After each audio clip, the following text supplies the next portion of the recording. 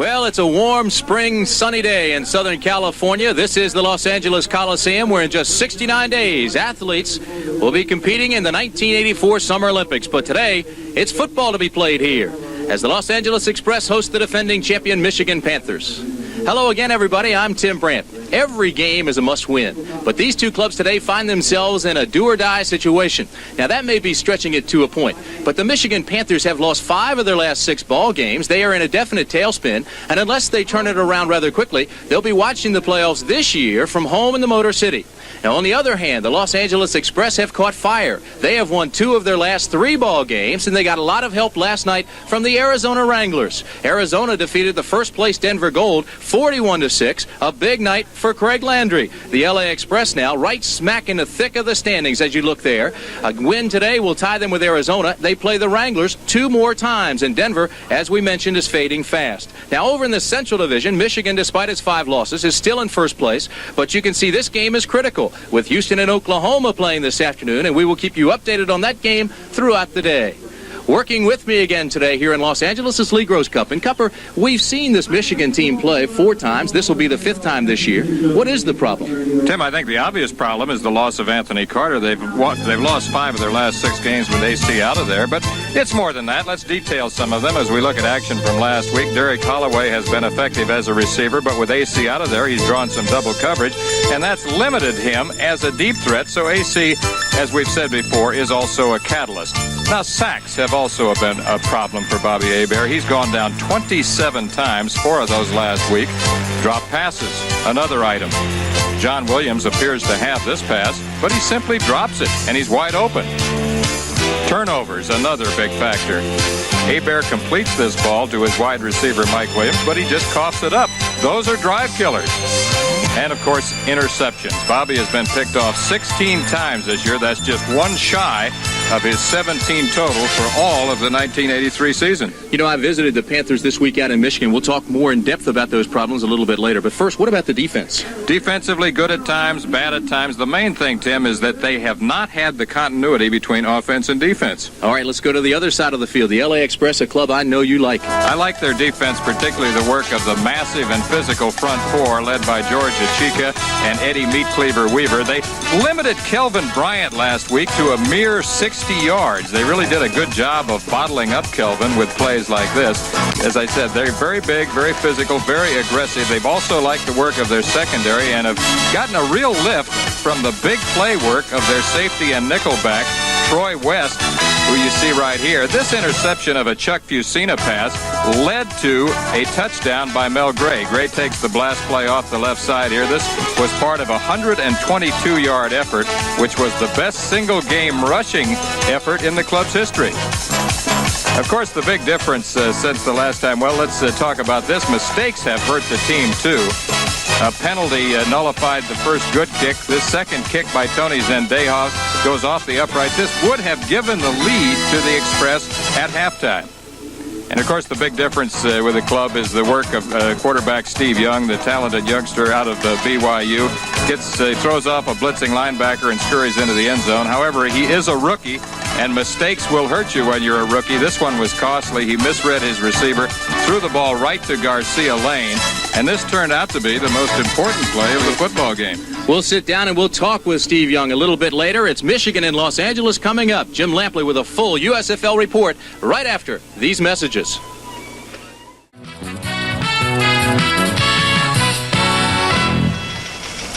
Okay, in addition to the 3 games that we'll be televising today, there is one other game being played in the league. That one matches San Antonio 4-8 against the Washington Federals 2-10. News from the USFL, and it emanates at least indirectly from that Federals franchise. The Miami Herald reported this morning that real estate developer Sherwood Weiser, the new owner of that franchise, has offered University of Miami coach Howard Schnellenberger a contract which would pay him $3 million over the next 5 years and also guarantee him a 6-figure income income for life. He's presently in the third year of a 5-year deal with the University of Miami, which pays him $250,000 a year and allows for a bundle of outside income. University officials have indicated that they will not negotiate to try to keep Schnellenberger on as football coach. There is peril here. This is the 10th job with which Schnellenberger's name has been linked in the past year, but expect an announcement within a week, and if our sources are correct, expect Schnellenberger to accept the job with Weisser's organization. Last night in the USFL, there were 33,194 at Veterans Stadium in Philadelphia as the Philadelphia Stars, the league's hottest team, had Penn State night to honor the Penn State players on their team. They won for the 10th consecutive time to set a league mark, and here's how it looked. The Penn State Stars, well in evidence early. First quarter, Fusina to Scott Fitzke. That one from 13 yards out on the first possession, and business like Philadelphia was up 7-0. Later in the first quarter, David Riley, who's performed so well in recent weeks, went in from 4 yards out, 14-0. Riley was later to injure a shoulder and missed the second half of the ball game. It was 31-6 at the half. In the third quarter, Philly's main man, Kelvin Bryant, went in from 2 yards out to make it 38-6. Bryant ended the night with 121 yards rushing and receiving. Finally, Fusina hit Steve Folsom from 37 yards out to make it 45-6. Fusina 23 of 30, 302 yards and 3 TDs. Also last night, Arizona beat Denver 41-6. First win ever for the Wranglers over the Gold. 5th loss in a row for the Gold, and it moves Arizona to within 1 game in the Pacific Division. That before 21,741 in Tempe. Also last night, 22,030 at Oakland Alameda Coliseum as Oakland won for the 4th consecutive time after the 9 losses with which they started the season. This one, a 29-14 win over the Memphis Showboats. In the first quarter, Tom Newton scored from 1 yard out, and that made it 7-0 favor of the Invaders. Oakland stretched the lead to 10-0 in the second quarter before Walter Lewis ran in from 38 yards out to make it 10-7. Later, Lewis would tear ligaments in his right or throwing hand, and he missed most of the second half for the Memphis Showboats. No telling when he'll be back in action. Before the half, Fred Basana, of all people, ran in from 1 yard out. That made it 16-7 Oakland at halftime, and the Invaders were able to go on and win the ball game despite giving up this touchdown return to the league's leading kickoff returner, Derek Crawford of the Boats, 97 yards on the opening kickoff of the second half. That made it 16-14, but Oakland, despite having lost their star runner, the hottest runner in the league in recent weeks, Eric Jordan, with an ankle injury, scored again. Basana to Newton, 2 yards out in the fourth quarter. That made it 23-14. They went on to a 29-14 win. Marcus Quinn picked off 4 passes from Ken Johnson, the backup Boats quarterback, in the fourth quarter. That gives Quinn 11 for the season and gives him the league lead in that category. Also, Friday, Birmingham beat Chicago 41-7 before 8,578 in Soldiers Field. Birmingham still without Joe Cribbs, but they rushed for 216 yards in that game. And incidentally, it's still unclear how the blitz figures in the purchase of a Chicago franchise by White Sox owners Jerry Reinsdorf and Eddie Einhorn, who have indicated it is not necessarily the blitz as presently constituted that they have purchased. Monday night, the Pittsburgh Maulers will be completing the USFL's action for the weekend against the New Jersey Generals in the Meadowlands, and Pittsburgh is up against it. Apparently, both Rozier and Glenn Carano will miss that game with injuries. Down in the Astrodome, Oklahoma against Houston, Jim Kelly is well on his way to having the best year that any rookie quarterback in professional football has ever had. The numbers are awesome, and we're going to see his 29th touchdown pass of the season right here in a moment, as in the first quarter on Houston's first possession, Kelly has hit Richard Johnson with a 41-yard touchdown pass, which has given the Gamblers a 7-0 lead. Here's a look as Kelly rolls to his left. Watch for number 22 to come into the picture downfield. With this catch, Richard Johnson has numbered 82 on the season, breaking Trumaine Johnson's league record of 81 established a year ago. And also, Johnson went over 1,000 yards for the season. He has an uncanny knack of getting open downfield whenever Kelly scrambles out of the pocket in the run-and-shoot offensive coordinator Mouse Davis and the Houston Gamblers. Meanwhile, New Orleans at Tampa Bay, a class act under Steve Spurrier. They always provide something unexpected. Today, it was an opening drive in which the Bandits went without a huddle for much of the time. It produced a 6-play, 72-yard touchdown drive, and here was the payoff. Reeves to Eric Trevelyan from 3 yards out. That has made it 7-0 Tampa Bay in the first quarter. Remember, of course, that the Bandits have won 6 in a row to get back into second place ahead of New Orleans in the Southern Division. Last night in the Pacific Division, the Arizona Wranglers defeated defeated the Denver Gold 41-6 before 21,741 at Sun Devil Stadium in Tempe. For the Denver Gold, the 5th loss in a row, and that loss by Denver has given a chance to both Arizona as well as the LA Express to continue to contend for a playoff berth for the division championship as we go on in the season. Now back to Tim Brandt in the LA Coliseum. Thank you, Jim Lampley. You're looking at the records of the two teams, the Michigan Panthers, the Los Angeles Express. They are down on the field right now for the flip of the coin to see who will kick off and who will receive.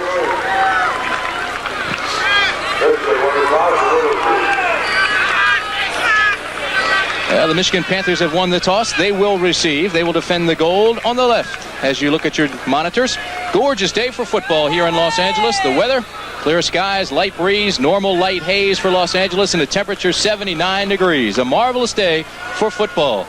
And Lee Gross Cup beach weather, anything else you want to do today? Well, you know, I grew up in nearby Santa Monica here, Tim, so this is a homecoming of sorts for me. And I realize that it's a tough place to sell football in the springtime because of the fact that there are so many distractions here in Southern California. Big football game for these two clubs. We've gone into that in some depth, and we told you that both of these clubs need the win today. It is almost like a spring game out here since it is a very light crowd, almost like on a college campus. Very few people have turned out to watch it, and yet you can feel the electricity down on the field. You can see the clubs warming up, and they know they have to play with some intensity today, and they have to be very strong. That's Tony Zendejas, number 11 for Los Angeles, who will kick it off. And the two deep men, number 20, Bobby Futrell on the left, and Albert Bentley, number 32 on the right. Albert Bentley has just joined this club recently. He is from the University of Miami, played in the championship game in the Orange Bowl in that big win over Nebraska.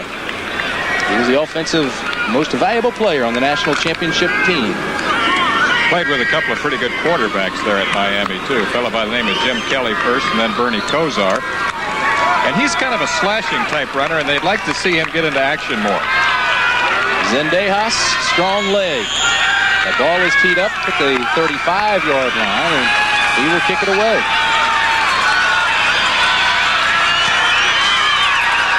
A low-lining kick. It's taken by Bentley to the 20.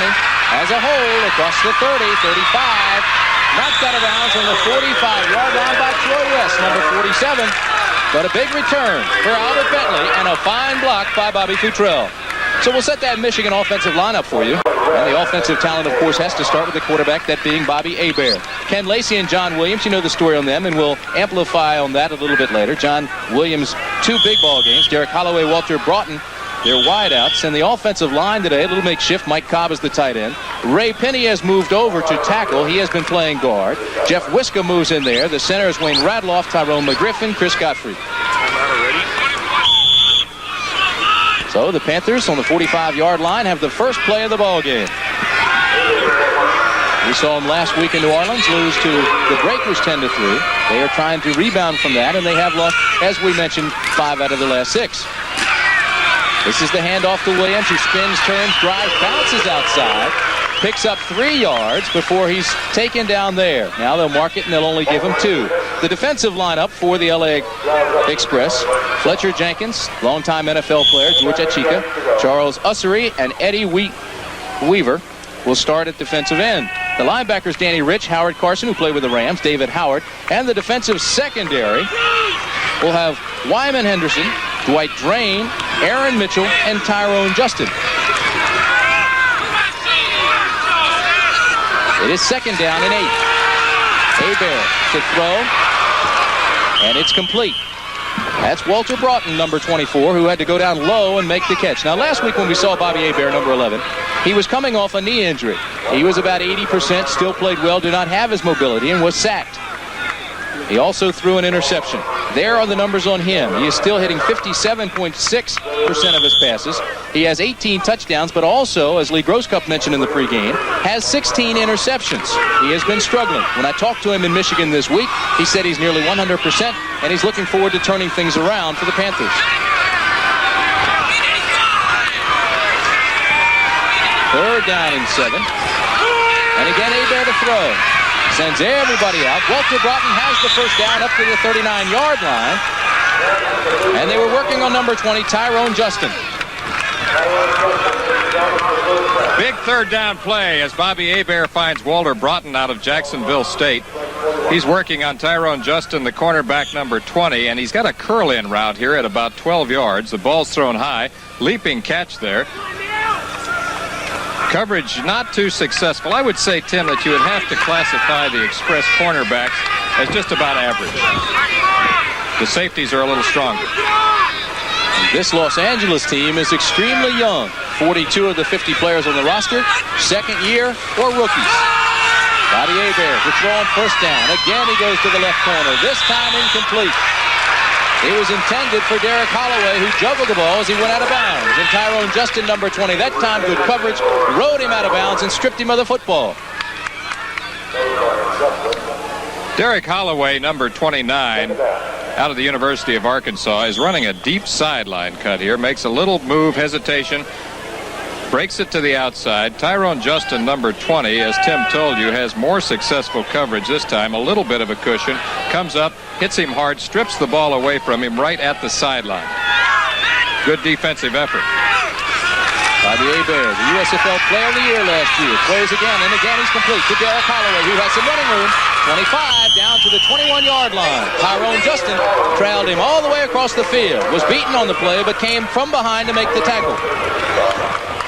So Bobby Hebert is impressive early. The Cajun Cannon, who we've seen successful many times before. This is a vintage drive for him. He is very successful throwing these underneath cuts. Derek Holloway lets the coverage clear out, comes underneath. Tyrone Justin is chasing him, finally grabs him by the ankle right there, gets some help from number 34, Aaron Mitchell, who has been the most successful tackler in their secondary.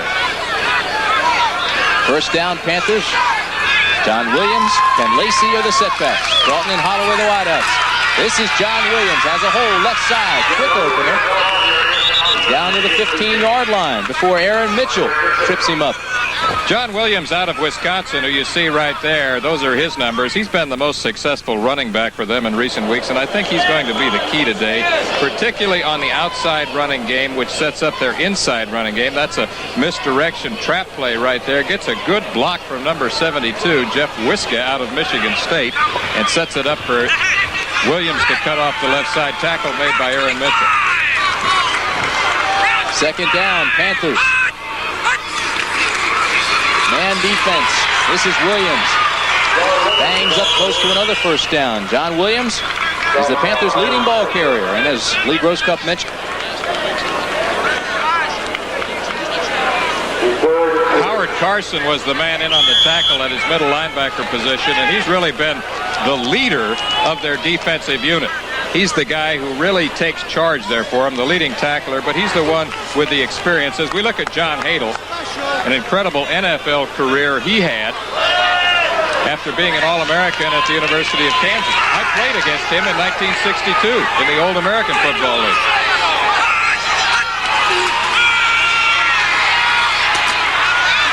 Mike Cobb and his record and his streak still intact. He now has 33 catches, 33 straight ball games.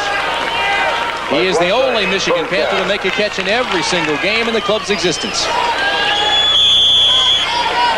Mike Cobb, game number 33 at his tight end position, takes an outside release, now comes back across the middle, lets it clear out. That's been an effective cut for him. He's a former first-round draft choice of the Cincinnati Bengals after a great career at Michigan State. This is an impressive drive by the Michigan Panthers, the first drive of the ball game. We still have 10:22 remaining in the first quarter. L.A. shows blitz. Lacey beats the blitz, picks a hole on the right side, and he barrels down to the 3. Ken Lacey struggled with himself mentally, booed by the fans for jumping leagues, signed with Kansas City of the National Football League. We told you that. He's still averaging nearly 5 yards per carry. Last year, he ran for over 100 yards in both the Express games. Second and goal on the 4-yard line.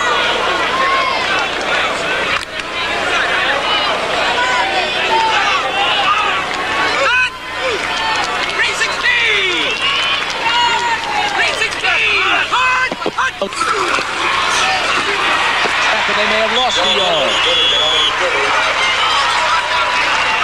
Howard Carson, the linebacker. Came across, penetrated, and made the stop.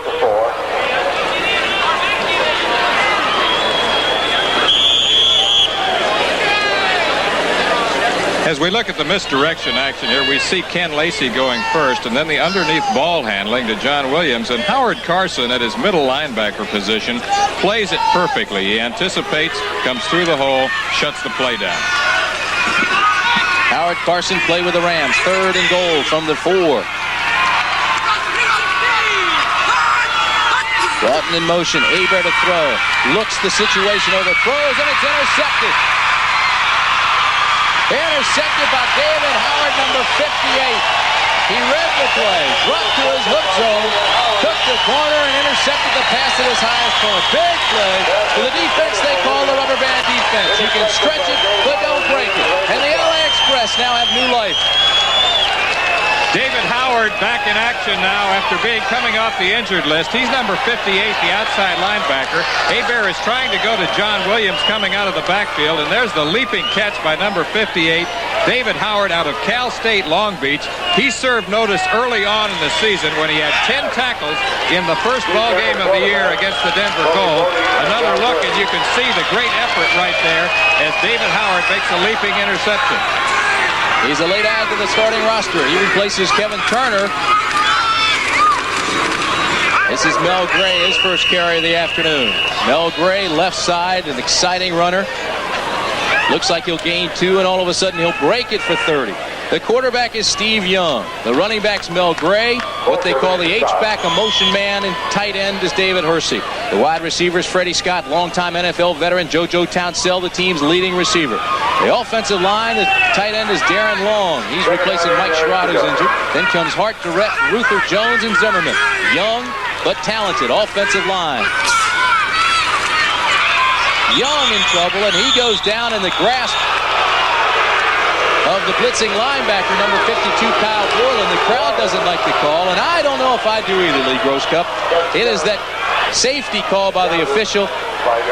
When a quarterback is in the grasp of a defensive player, they're going to blow the whistle. But this is the kind of quarterback that really does not benefit by that rule. No, he does not benefit, but in the long run, it's going to benefit more quarterbacks. And most of the rule changes that have occurred in both college and professional football over the last 100 years or more have been for the purpose of safety.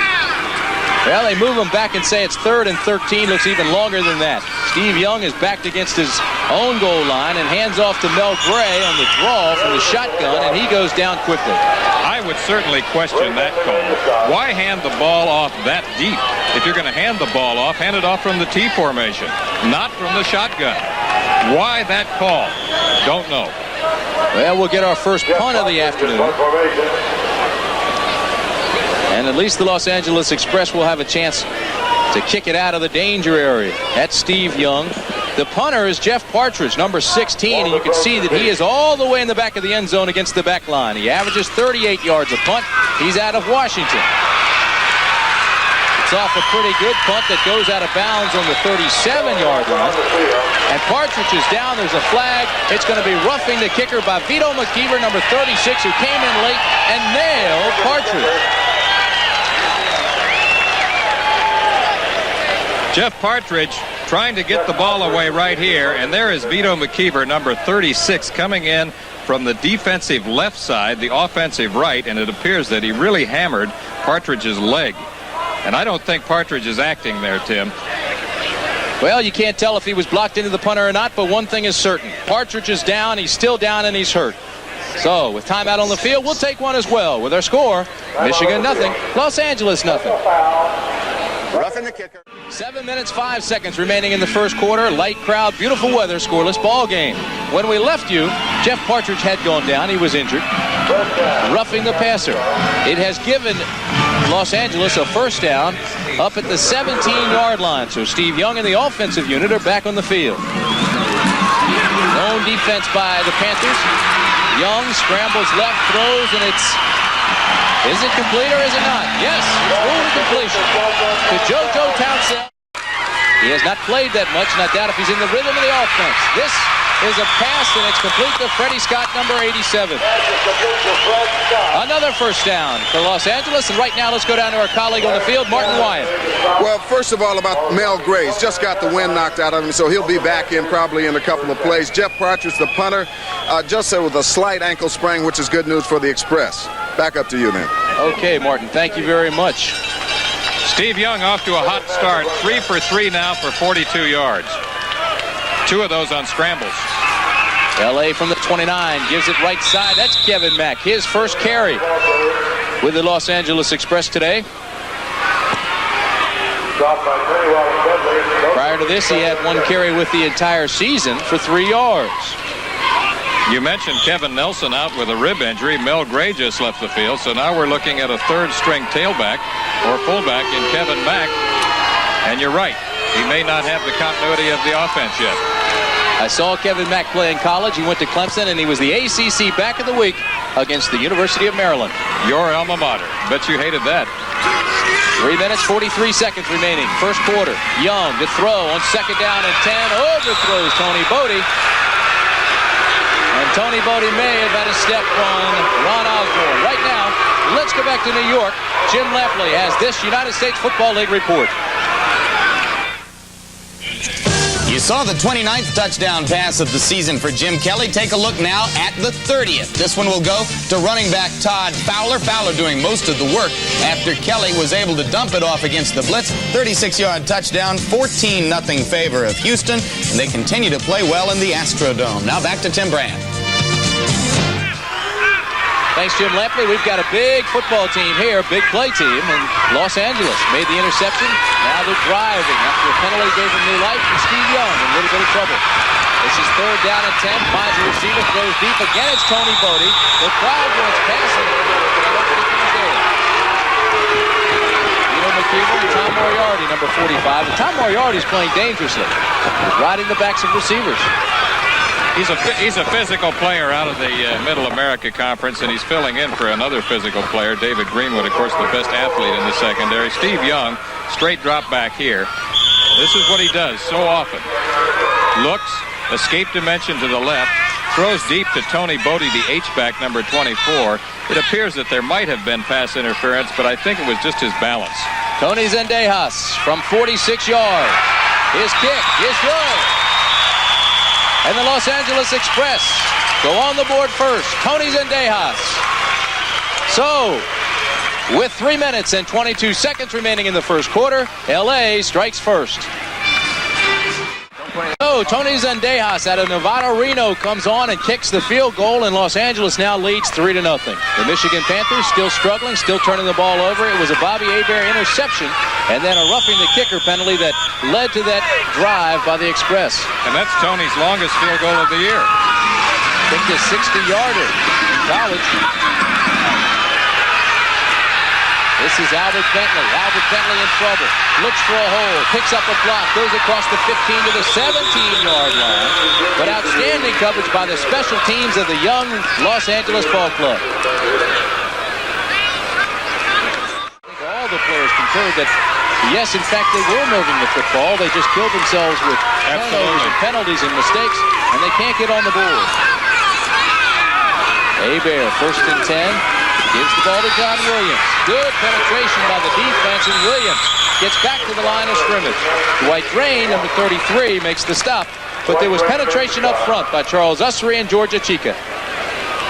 I think that's an important play right there for the Express, Tim, because you talked to some of the Michigan coaches. I talked to them, too. They said they wanted to establish their outside running game.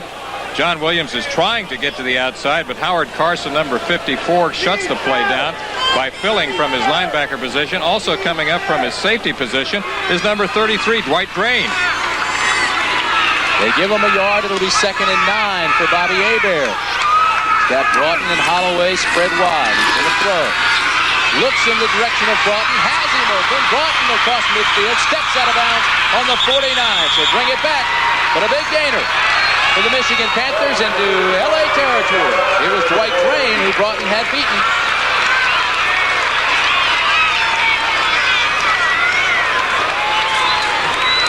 Walter Broughton can move. He's got good speed, 4.5 in the 40. He was a running back in college. Bobby Hebert, after a play-action fake, looks wide to Walter Broughton, his wide receiver, who's in a foot race right here along the sidelines with number 33, Dwight Drain. This ball is thrown with a perfect looping trajectory over the head of Drain and settles right into the hands of Walter Broughton, who, as you mentioned, was a running back and a good one at Jacksonville State. Bobby Hebert now 5 of 7 for 70 yards. First down, Michigan. Hebert, Cobb, almost intercepted again. In and out of the hands of Wyman Henderson, the defensive back. Cobb makes a big target. That time he was overthrown. He's 6'5", 265-pound tight end out of Michigan State. And he's running right here with Wyman Henderson. And as you see right there, Henderson nearly has an interception. Henderson was one of the guys who was a starter last year for the Express. 2nd and 10 from the 48. LA shows zone. Now drops back across the middle goes Mike Cobb. Cobb is down to the 39-yard line underneath the linebackers. Right now, let's go back to Jim Lampley in New York with this report on the USFL. Jim Lampley again in New York. New Orleans has tied Tampa Bay, and here's the play that set the touchdown up. John Walton will look down the left sideline to Frank the Animal Lockett. Turned the defensive back around, got the feet inbounds just before the goal line. Dupree took it in, and it's 7-7 in Tampa Bay. Back to Tim Brandt. We saw New Orleans struggle a little bit last week, but they did beat Michigan, and now it looks like they're coming back to life just in time. They're playing Tampa Bay today, and next week they play Birmingham, both of the clubs that are sitting in front of them in the Southern Division. Here at the Coliseum with 1 minute left to give. And it looks like Ken Lacey got enough for the first down. He needed 1. He picked up 2 following the blocking of Jeff Wiska and Ray Penny. Ken Lacey, the best power runner that the Panthers have, goes right over his center there. He really had a great career at Tulsa. I covered him in 1981, a game against Drake. It was like a track meet. 6'1", 220. Tough athlete, too. Yeah. You know, I mentioned to you before that he was recruited at Oklahoma and Texas as a linebacker. I'd forgotten that. It's a good point. And, of course, Ken Lacey finished 3rd in the league last year, rushing behind Herschel Walker and Kelvin Bryant.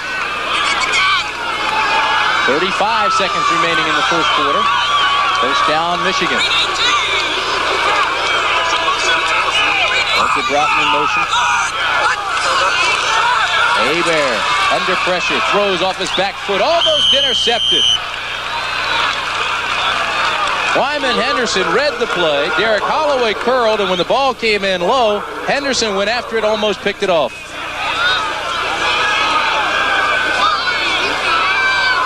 Derek Holloway in isolation here along the right sideline is trying to run a deep curl-in route. Number 22, Wyman Henderson, is in perfect position. That ball was not thrown with the usual Hebert zip. He's known as the Cajun Cannon, but sometimes he doesn't finish. He doesn't come over from his right foot to his left. He's now 6 of 10, 79 yards, and faced with a long second down play. 2nd and 10 from the 37. No choice but to throw. Drops it across the middle. This is Derek Holloway. Needs a block. Throws a move. Gets out of bounds on the 21-yard line. First down, Michigan. And a big play for Holloway. Because of his blinding speed, Derek Holloway is often very successful under the underneath pass cuts, as you see right here. He lets the coverage clear out, comes underneath, and he gets a good block, and then runs eventually out of bounds. Troy West is the man who forces him out. You see that he's coming slow right here. He lets it clear out for him, catches the ball right here, and now skirts to the other sidelines. And finally, he gets a block from Ken Lacey along the way. It's Troy West who finally runs him out. One of the toughest patterns for a defensive player to cover when they drag him all the way across the field. He comes under you, not expecting to see him. First down. This will be the pass to the sidelines to Holloway, but he was out of bounds. Well, signs of life from the Michigan Panthers. After we painted such a bleak picture, they look good. But you made a good point in that they've been moving the ball right along, but mistakes have killed them. You see right there, this is a 2-foot lead. Wyman Henderson is the man there on the coverage. Which means? Which means that you have to have 2 feet inbounds for it to be a completion. where in college football you have one foot just touch inbounds and it's a completion. John Hadle, quite a story. Former All-Pro quarterback, 16-year veteran of professional football. I guess most noted for his years with the Chargers. Second, 10, throws off his back foot to Cobb, and Cobb is up close to a first down. Aaron Mitchell makes him pay the price for catching the football. The man he played for, of course, with the Chargers was his now offensive coordinator, Sid Gilman, a man who is known as the father of the modern passing game. Another look here. Hebert takes about a 5, 6, 7-step drop, and again it's the underneath cut. He's aiming for Mike Cobb, number 89. The hit there hard and aggressively by number 34, Aaron Mitchell. Well, it looks like Mike Cobb will be okay, and there's no question about the fact that Michigan's trying to establish the passing game. 7 of 9 plays on this drive have been passes. Jim Lampley in New York. No American pro football quarterback has ever thrown for more than 36 touchdowns in a year. Blanda and Tittle did that. Jim Kelly started the day with 28. Now he has 31. There's the most recent one, a 13-yarder to 5'8", 140-pound Gerald McNeil. It's 21-0 Houston. Let's go back to L.A. So Houston chomping at the heels of the Michigan Panthers, ready to take over first place in the Central Division, unless the Panthers can come back to life and beat the LA Express here this afternoon. It's Bobby Hebert. He's been red hot. One interception, stopped the drive earlier. Here, he's got first down. At about the 9-yard line. This is John Williams. Gets a block on the right side to the 5, the 4-yard line before he's knocked out of bounds. Michigan driving, but this same thing happened in the first quarter, Tim, and they had marched down, and this was the drive killer. Bobby Hebert trying to throw to John Williams coming out of the backfield is picked off there with a leaping interception by number 58 outside linebacker David Howard, who's back off the injured list now and has been their most active linebacker. So it brings up second down from the 4-yard line, just inside the 4. As you look at Jim Stanley. Boy, his insides have to be a little bit twisted right now. 2 receivers to the right side. Broughton now goes in motion. Bang inside on the power play. That's John Williams. Charles Ussery stood up to meet the challenge. And now Michigan is down to the 2. Good defensive surge there by the Los Angeles Express. We've talked about the massive front 4 they have, the aggressive players that they have on a very young and talented defensive unit. We talked earlier this year about the Express being a little bit like an all-star team. I've played in some all-star games myself.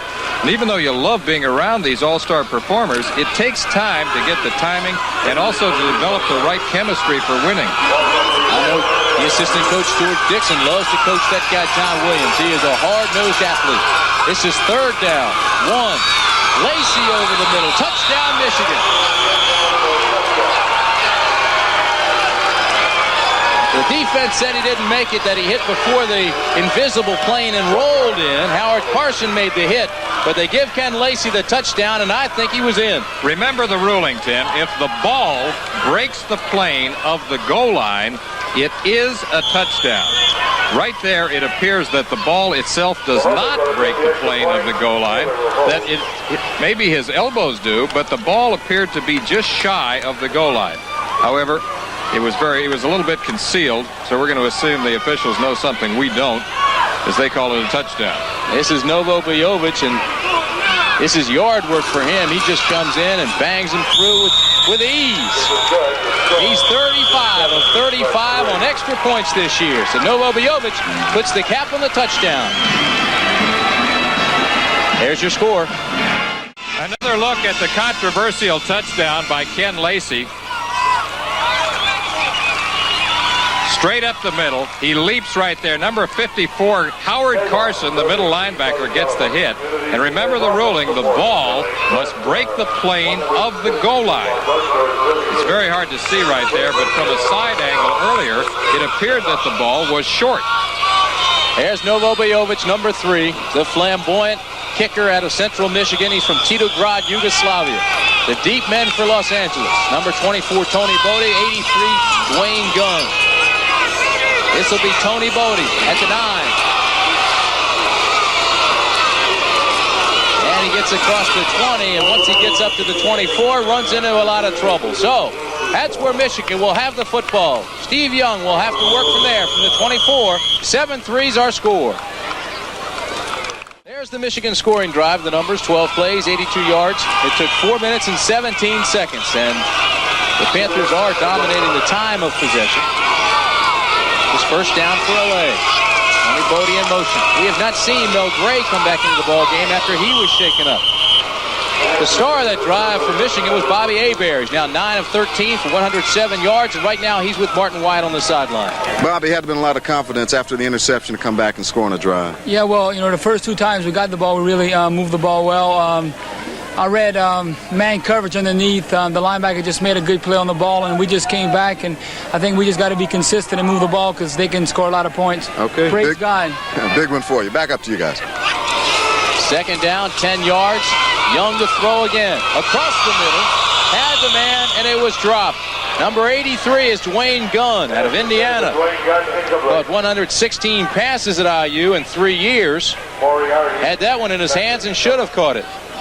Dwayne Gunn, of course, Tim, is one of the recent signees, a very talented rookie out of the University of Indiana. I covered him there in 1982 when he was catching passes from Babe Laufenberg. That ball he should have caught. Well, it brings up a difficult situation for any quarterback. Third down and 10. Shotgun. Man defense by Michigan. They show blitz. Here they come. They pick up Corker. And it's almost picked off. Ron Osborne had it in his hands. And Young escapes a very tough situation there. Corker was on the blitz. They picked him up from coming through, but it was a poorly thrown ball and almost intercepted. Steve Young reads that blitz. Here comes John Corker, number 57. He is picked up. He's looking for Tony Bodie over the middle, number 24. And Ron Osborne, the safety man, number 23, steps in front. Should have had an interception. Jeff Partridge is on to punt. He was on one other time, and they came in and roughed him up. It was a first down for LA, and they got the ball back. This one a short punt, but he gets a good roll down to the 30-yard line, and that's where it will stop. So, Bobby Hebert will have the football on the 30 after that 46-yard punt. 13 minutes, 15 seconds remaining in the first half from the LA Coliseum. The last time the Panthers had the ball, Lee Gross Cup, they scored a touchdown. That's an interesting graphic right there. Well, you made an interesting point when you talk about the offense. Well, they scored their first touchdown in over 6 quarters of play for that last touchdown. Hebert, first down, gives the ball off to Williams. Boy, what a hole he gets on the right side. Bangs his way past the blocker at the first down marker and carries that tackler out of bounds with him to the 43. Well, I know you talked to George Dixon, the assistant coach for the Panthers, and I visited with him before the game myself. He said it would be important to establish the wide running game, particularly with John Williams, who's been their most effective runner in recent weeks. He said not only would that help their trap game, but it would also help their trap passing game. They like play-action passes, and particularly like to fake the underneath ball handling and go to some of the deeper routes. John Williams in the last 3 games has an average of 5.5 yards per carry. He has 33 yards already in this game. Hebert. Incomplete. It was on the money, and Derek Holloway just dropped it. Good backside pressure that time by Eddie Weaver, the meat cleaver from Georgia. Eddie Meat Cleaver Weaver, who played on that 1980 National Championship game with Herschel Walker, has been their most effective sack man. I don't think you've seen this, and you wonder how the guy got the name Meat Cleaver, but how'd you like to run into him while he's working? Eddie Meat Cleaver Weaver. Oh, my. I haven't seen that picture. That would intimidate me if I were a quarterback. In addition to that, he has a Mr. T stare. Second down for Bobby Hebert. Complete. Mike Cobb has his second catch of the afternoon, and he's up close to another first down for the Panthers. Tim, you mentioned it earlier, but for those who might be joining us late, Mike Cobb has now caught a pass in 33 consecutive United States Football League games.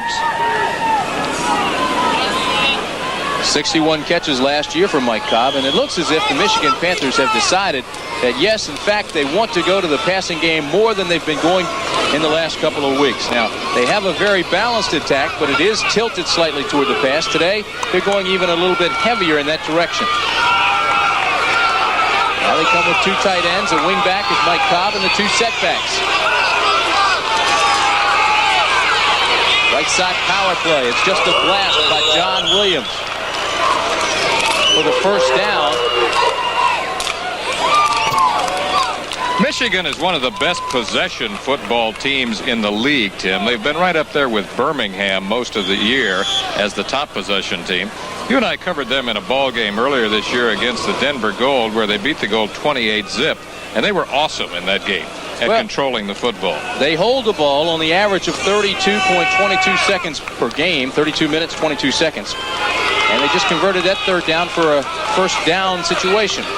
Third down conversions 45% of the time. So their numbers are solid. They've just had a couple of breakdowns. Good ball play, good fill, flags fly. Boy, I'm telling you, Howard Carson's playing another fine football game, and David Howard was there along with him. Number 54, Howard Carson, is going to be called there, apparently. No. He's the one who made the play. He's the one who made the play. John Williams is going to be called for a false start, I believe. Here's the call. Illegal motion, offense, number 40. Yep. Declined, second down. John Williams false start, but it's declined. To amplify on what you were just saying, you know, in the giveaway takeaway category, Michigan has gone from a +5 to a -7. There we go. Let's take a look at it. See him jump on the right hand of your screen. Move too early. Referee today is Percy Penn. The umpire is John Bradley. Head linesman is Roger McMinn. The lines judge Stephen Morehouse. Bill Begins, the back judge, side judge Don Gassaway, and field judge is Robert Rao. So it's 2nd and 15 now for Hebert. That pass knocked down by George Ashika. And Big George is 6'5", 265 pounds. He puts those bear paws up, and he's like an 8-foot grizzly out there. And I don't like grizzlies in the middle of that line when I'm a quarterback. Bobby Hebert, 5-step drop right here. Watch number 75, who had a great career at USC. George Achika leaps up here, swats the ball away with both hands. That's perfect timing. Mike Cobb was the intended receiver. George has been playing awfully well lately, too. 2 sacks on Chuck Fusina last week in Philadelphia. Third down. Hebert. This time he has plenty of time. Throws across the middle. It's intercepted by Troy West. West slips down on the 45-yard line. And for West, that's his 4th interception in the last 4 games.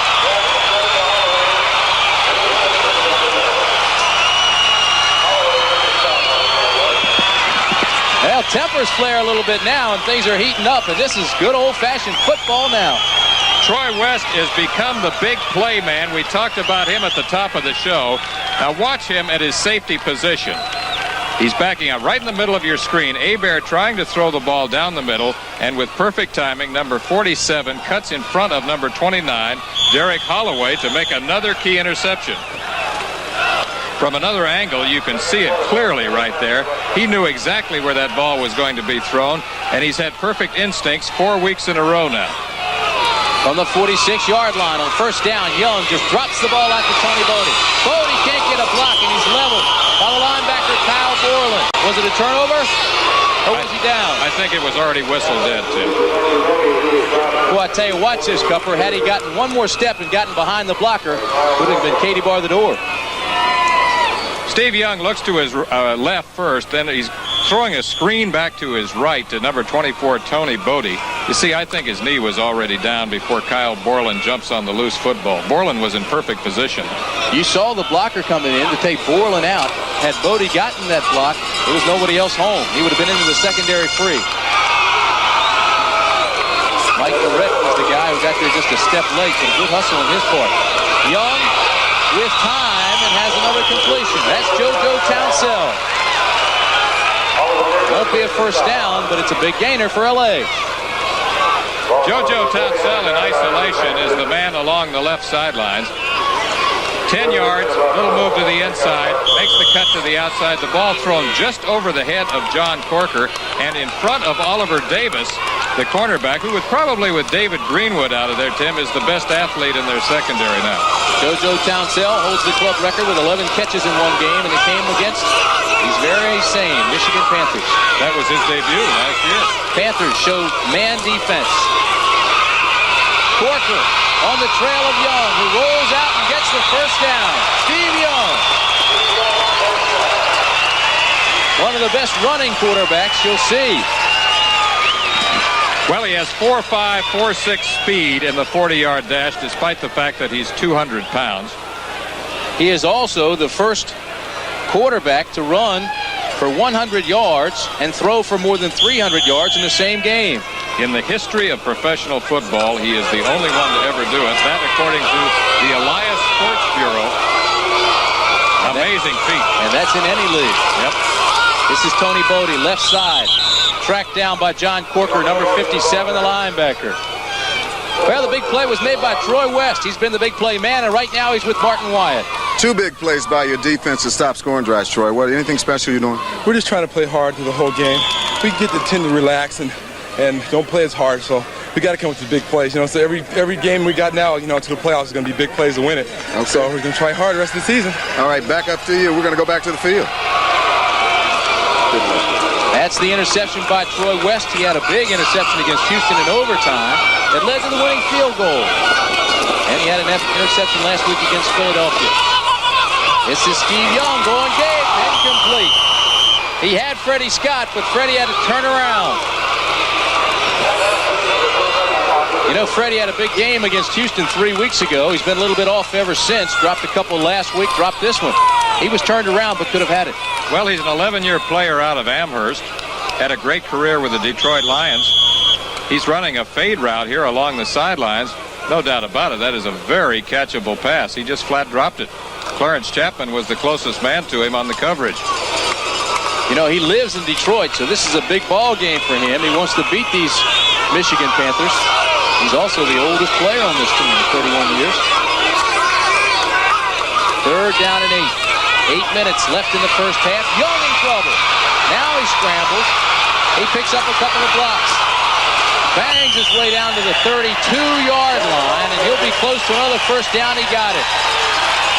Every time he runs like that, John Hadel's heart has to come up into his throat because he runs like a fullback. I was thinking the same thing. What worries me about Steve Young is that he runs like a running back and not like a quarterback. He doesn't do the hook slide. He's not looking for the sideline. Look at him here. He just puts the shoulder down and goes right into the defender right there. The tackle made by number 22, cornerback Clarence Chapman. But Steve Young picked up the first down. Whoa, what a block by Kevin Mack on John Corker. You see that replay again. He put Corker in orbit. Big hole for Kevin Mack. So he goes inside the 15-yard line to the 13-yard line. Kevin Mack.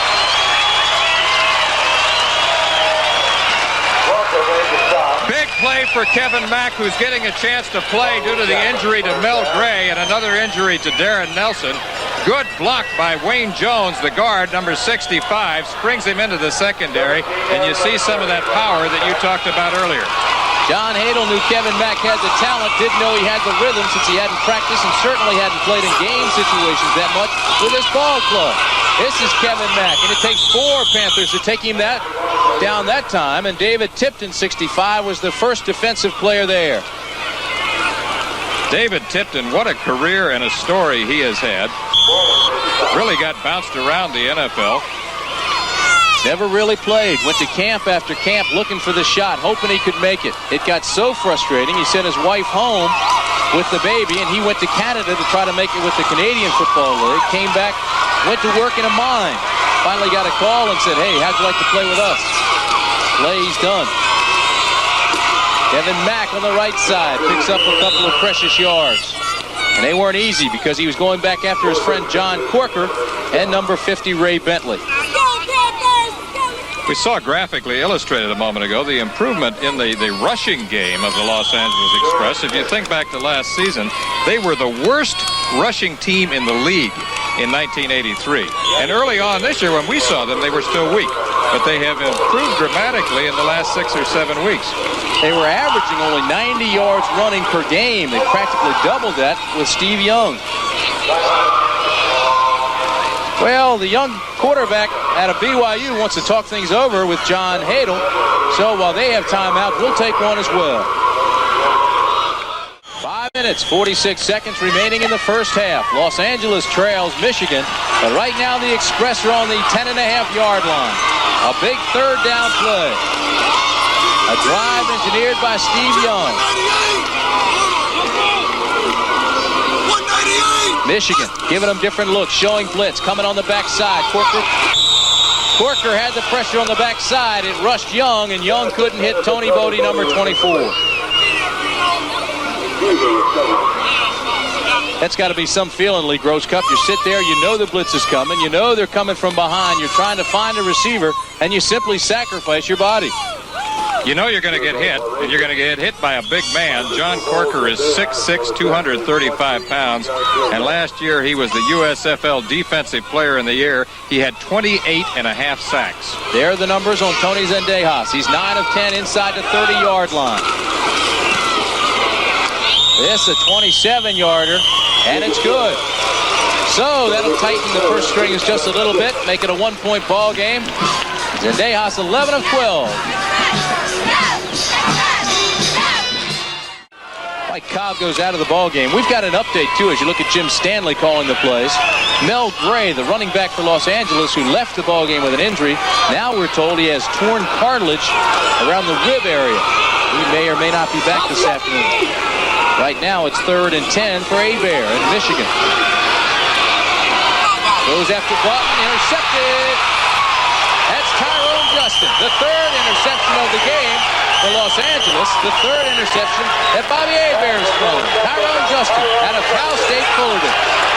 His brother Kerry starts for the New Jersey Generals.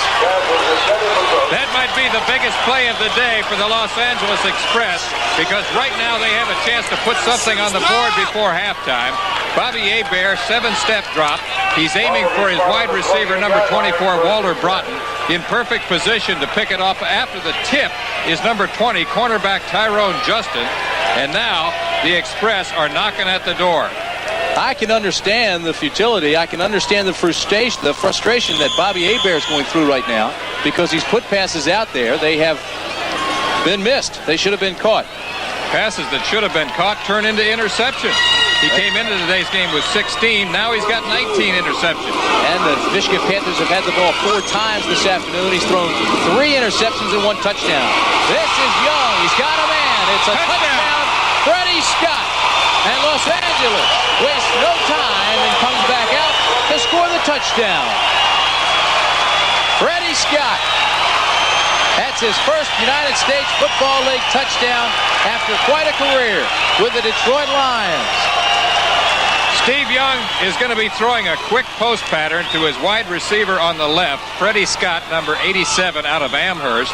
The ball is thrown with perfect timing, and watch how Scott reaches and extends the ball over the goal line. Remember the rule, the ball must break the plane of the goal line. He does that easily. And Scott, who wore the goat horns earlier with a couple of drop passes, redeems himself. Freddie Scott, 31 years old, played for the Baltimore Colts, played most of his career from 1978 to 83 with the Detroit Lions. Makes that 28-yard catch, his first touchdown in this league, and it puts the LA Express ahead of Michigan. That's called capitalizing on mistakes. Go in on your first play. The feeling here in Los Angeles is that this Express team has not nearly reached its potential, but they are getting closer and closer each week. This was the mistake that led to the touchdown. Watch again as Bobby Hebert is trying to throw to Walter Broughton. The ball should be caught there, but it's tipped away, and Tyrone Justin, the cornerback, number 20, is in perfect position to make the interception, and that sets up the touchdown play. One of the rules I like in this league is the fact that you can go for the 2-point conversion. So we have not seen Tony Zendejas, but we do see Steve Young walk back onto the field along with Freddie Scott. So it looks as if LA will go for the 2-point conversion. I agree with you. I like that rule. That was true in the old American Football League, too. It's a 12-7 score, Express. They want to make it 14-7 and round it out. Second quarter, New Orleans 10, Tampa Bay 7. Second quarter, Washington 14, San Antonio 7.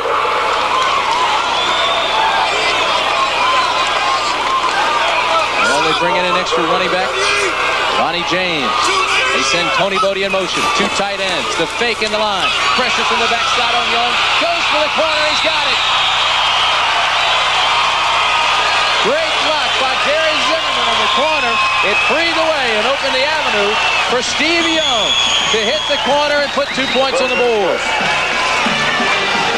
Gary Zimmerman has been their most effective offensive lineman. Let's watch him, number 56. Steve Young, after a fake into the line, skirts the left side.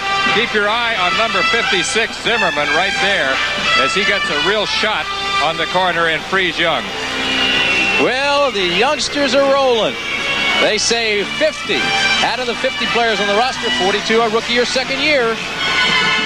Scouting report read that Los Angeles is an explosive team. I'll tell you how explosive they are. They just had 2 scores in 1 minute 26 seconds. Tony Zendejas with a 27-yard field goal and Freddie Scott with a 28-yard touchdown pass.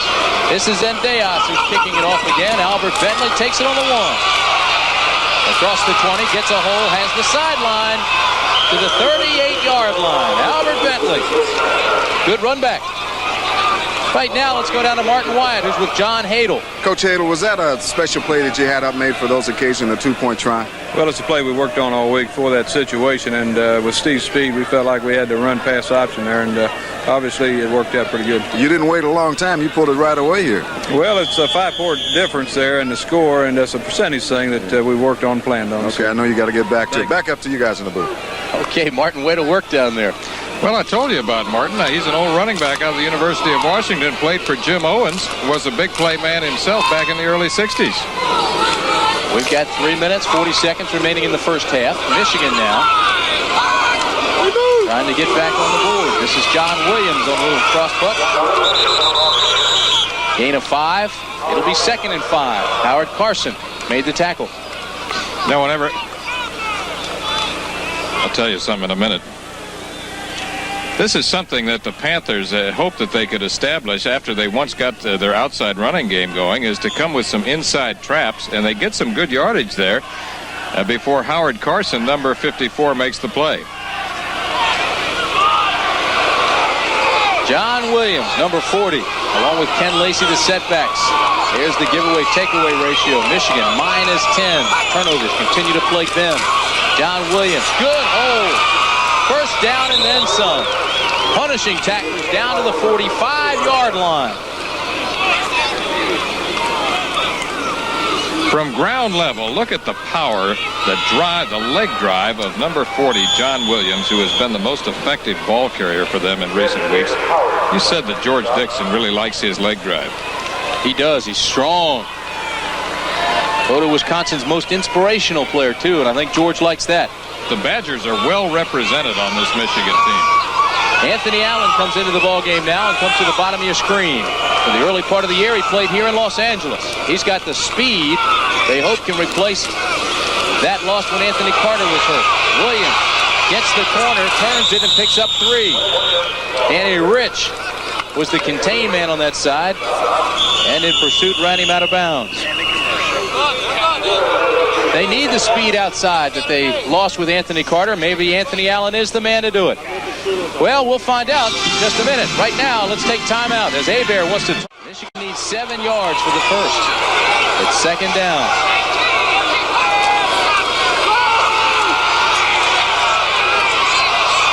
Incomplete, intended for Derek Holloway. And again, the ball was in his hands, juggled and dropped. A little high, but definitely a catchable ball as number 29, Derek Holloway, runs a hook route. See that? It's in his hands. He should have it. Wyman Henderson is on close coverage. But that's 3 or 4 times today that passes have been dropped. It's one of the things we spotlighted at the top of the show, Tim. Drop passes, sacks, interceptions, and turnovers have taken Michigan from a +5 in that category to now a -10. All that in the last 7 weeks. 3rd and 7, 1 minute 53 seconds remaining. in the half. Mike Williams comes into the ball game along with Anthony Allen, Derek Holloway. They have 3 wideouts. Here's the pass to Holloway, and he makes the catch. Tremendous catch by Holloway down to the 17-yard line.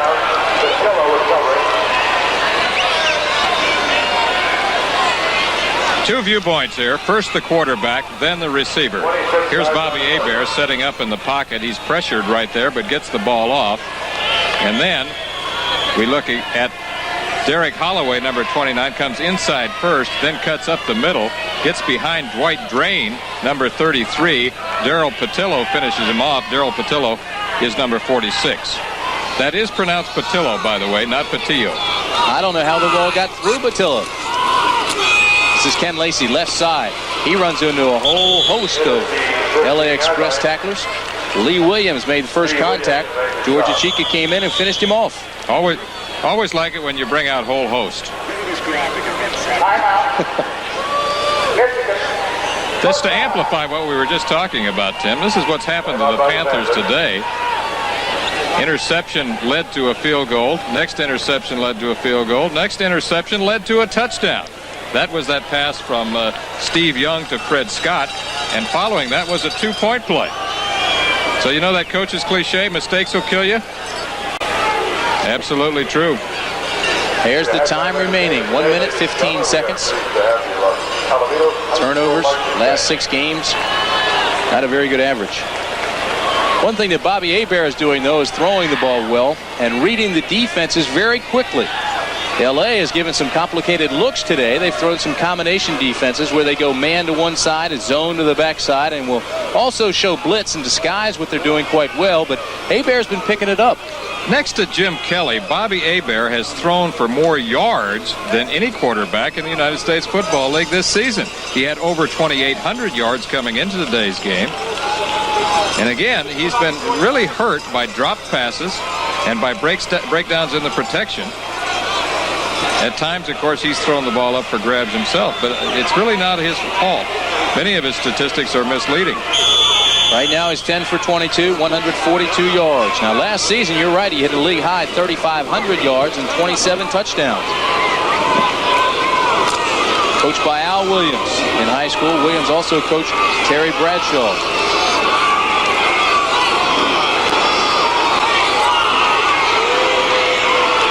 Second down and long. Anthony Allen in motion. The give is to Williams. Gets a block, turns the corner, and goes down to the 12-yard line. Annie Rich and Howard Carson, the ones that brought him down there.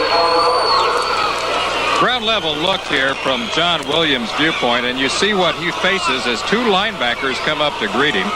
Carson and Rich. Danny Rich out of Weber State was the leading tackler on the team last year. Howard Carson, who played with the Rams, has emerged as the leader on the team, leads the team in tackles, and is kind of the captain of the defensive unit. 3rd and 6. Hebert drops deep, gets protection. Now under pressure by Weaver, and Weaver takes him down. Eddie Weaver, who bench presses 535 pounds and sometimes runs like a rabbit, gets his 8th sack of the year. Well, he actually has 8.5 sacks. He's out of Georgia. We talked about him. You mentioned his strength. Bench presses over 500 pounds. Has been the most effective player in getting to the quarterback. Jumps up first, then closes in on Bobby Hebert and ropes him down. Number 61, keep your eye on him here from another angle. Wards off a blocker there, loses another blocker there. That's Chris Godfrey. Gets around, jumps up first, and then closes in on Hebert and pulls him down. He ran right by number 70, Chris Godfrey. Godfrey, by the way, has also signed a future contract, and he is going to play with the New York Giants. But the story on that play was Eddie Weaver. John Williams now, 55 yards, 13 carries. And Novo Jovic, number 3, the field goal kicker, comes on to kick the field goal. There are his numbers. He had a streak of 10 straight, broken last week. This will be a 31-yard attempt. But Jovic hits it. And so Michigan comes right back with a score. And the Panthers waste little time to get back into it. It's now 14-10, a 35-yard attempt. I think I said 31. 35-yard attempt by Novo. Saw him at the Silverdome on Thursday, and I was telling him that he just blew it down there in New Orleans, giving him a tough time. And he says, you know what? You're right. Freddie Scott is with Martin Wyatt. Let's find out how Freddie's doing. A big play. What happened? Was it a special route or something you had told him about? No, it was a play directly from the coaches on the sideline. They felt like we could get a post on them, and it was a perfect coverage because the guys were off. The throw was on the money. Throw was on the money. There's no doubt about that. How does it feel to have your first touchdown in this league? Well, to be quite honest, it puts everything right in line with the way I've been feeling about my spiritual life and placing God number one. And when you do that, he says that everything in your life, he says you lack nothing. Okay, this is a good team, I know. How good is it compared? I play with a lot of players, and I am excited about our chances of going to the playoffs. Once we get there, I think that you're going to see one of the better teams in the USFL. Thank you, Freddie. Good luck. Congratulations. Back to you guys. Well, the team certainly has the talent. 262 career NFL receptions, Freddie Scott. Novo Biovic will kick it off for the Michigan Panthers. You're looking at the deep men for the LA Express. There's Novo. And deep, of course, will be Wayne Gunn, 83, and Tony Bodie, 24. Will be a little squiver. And it's taken by Gunn. Gunn jukes, now loses ground, takes it back to the 25. He falls forward to the 26. Good coverage by Ron Osborne. Chapman was there to box him in. Osborne took him down, and Wayne Gunn ran out of room. So the Express right now have 21 seconds to go, nearly the length of the field. I don't know if they're going to try to do anything with that little time, Tim. Unless they do one or two Hail Marys. Maybe three. Well, you've got this type of quarterback back there that can make things happen and happen quickly. Steve Young, the All-American from BYU, a descendant of Brigham Young.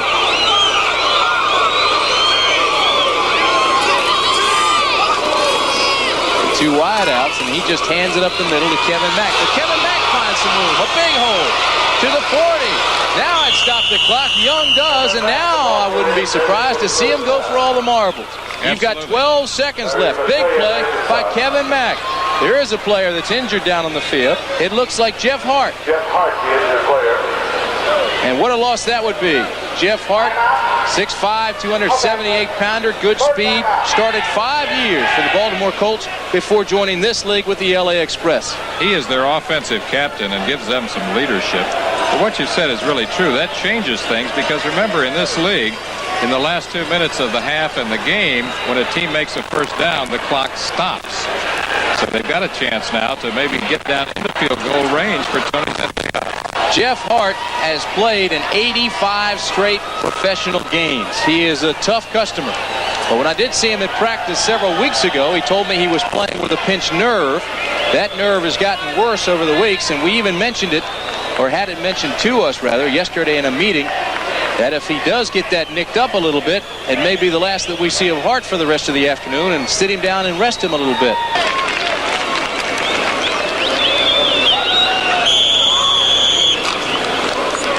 Of course, our producer, big track fan, you know, he's trying to make sure we know all about track. With the Olympics coming up, just 69 days. Steve Young in trouble, scrambles out, lift legs, and he gets up near midfield. He goes down there. Well, there's your slide that you wanted. And that should just about be the last play of the half. It is, as time expires. That is halftime. An exciting first half. Both clubs move the ball, big plays, turnovers, touchdowns, and field goals. Steve Young. He was impressive, Cupper. Great effort in the first half by Steve Young. All right, we'll be back with today's halftime activities after this message and a word from our local stations. Gross Cup, it was a first half that moved the football up and down, both sides. There were some turnovers, big plays. We thought it was going to be a close, exciting ball game, and it has been that. This touchdown play by Ken Lacey is a controversial play that may come back to haunt the Express later on. It appears as Lacey leaps there and is hit by Howard Carson that he comes up short of the goal line. Remember the rule that the ball must break the plane of the goal line. It appeared from that angle that the ball was short. Then Bobby Hebert suffered turnover after turnover. Troy West, we talked about him at the very top of the show, has been a big play man. He steps in front of Derek Holloway, number 29, right there. And that interception led to a Los Angeles field goal. Tyrone Justin came in, and he made a big play for the LA Express. He read the pass all the way. Walter Broughton, number 24, is the intended receiver on the left side. He's the wide receiver on the left. Bobby Hebert calling signals here. Drops back 7 yards. Steps forward in the pocket and aims for Broughton. The ball is catchable. It's tipped. Tyrone Justin, the cornerback, is in perfect position to take the tip ball. That 4th interception led to this touchdown. Now watch as Steve Young drops straight back into the pocket, throws a quick post pattern to Freddie Scott, his wide receiver on the left. The blitz was on. There was an opening in the secondary, and watch Scott as he surges forward there ahead of Oliver Davis, number 21, and puts the ball into the end zone. Los Angeles scored twice in 1 minute and 26 seconds with a Tony Zendejas field goal. They came back with that Charlie Scott touchdown. Steve Young, 6 of 13, 77 yards. Bobby Hebert, 10 of 22 with 142 yards. And we're just about ready to start the second half. There's your score.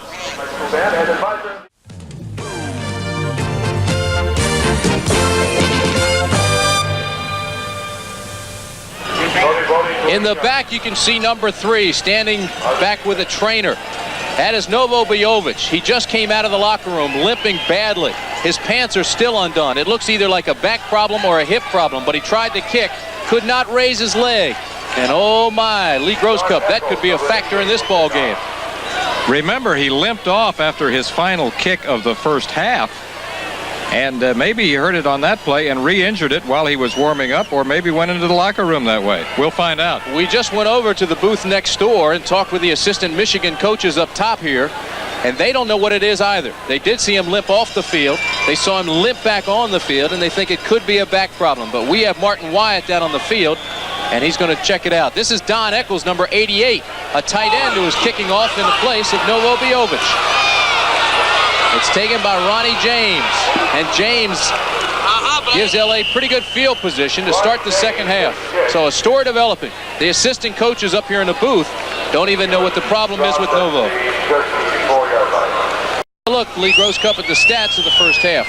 Interestingly enough, we talked about how Michigan is a possession team. You see the bottom line there, and you see that they have controlled the football. But Los Angeles is a big play team that takes advantage of mistakes. So right next to the bottom line is the turnover category. Michigan has given up the football 3 times.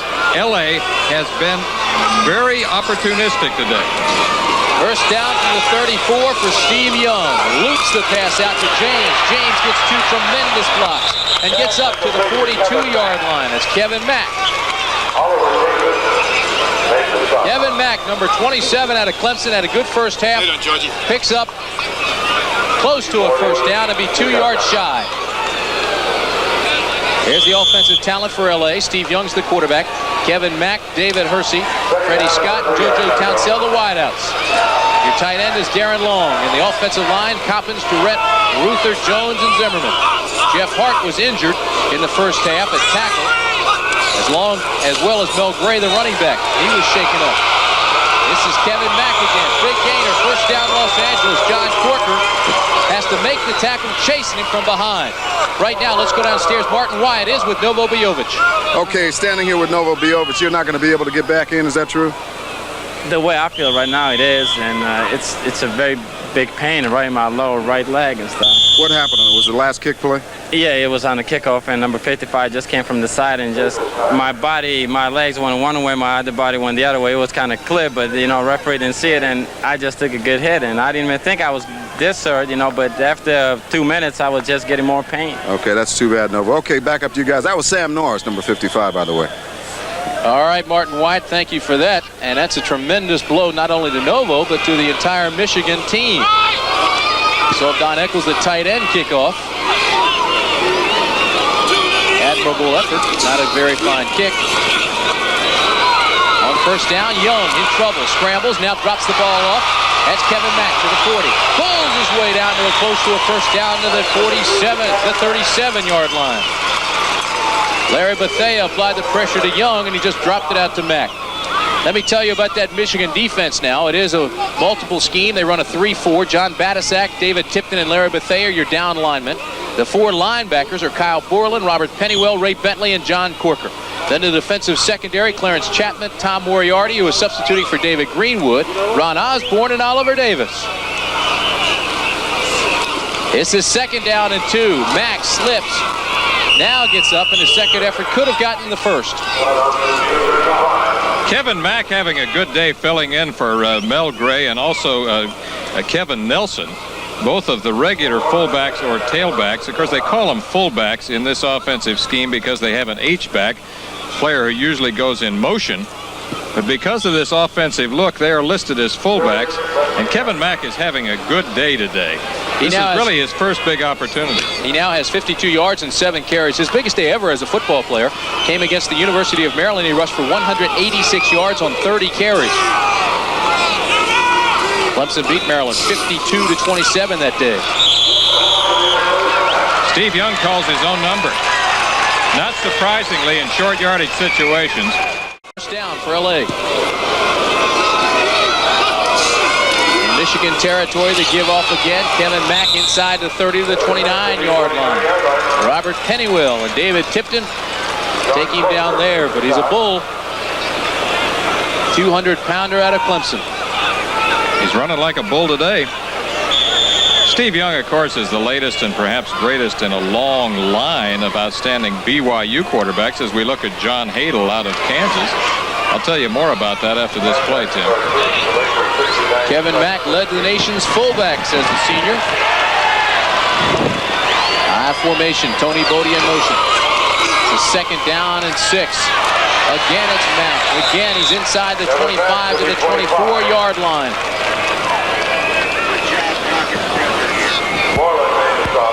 John Corker has been being blocked out all day. Watch this, Cup.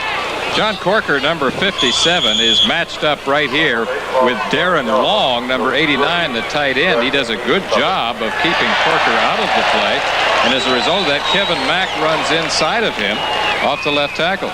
You know, the scouting report we had was that Darren Long was a fine receiver, but that Sherrod was the best blocking back. But it looked like Long did a pretty good job that time. This time, Mack will come up shy of the first down, but there is a flag. That time, John Corker rose up and met the challenge, defeated the blocker, and made the hit. Oh, my. Looks like another injury. That could be Kevin Mack. They're running out of tailbacks. Kevin Nelson's hurt. Mel Gray is hurt. And if Darren Nelson and Mel Gray are out, now Kevin Mack is shaken up. They could put Tony Bodie in that position. And Ronnie James. Let's go down now. Here's the call. We're not quite sure what it is. Maybe it's a late hit.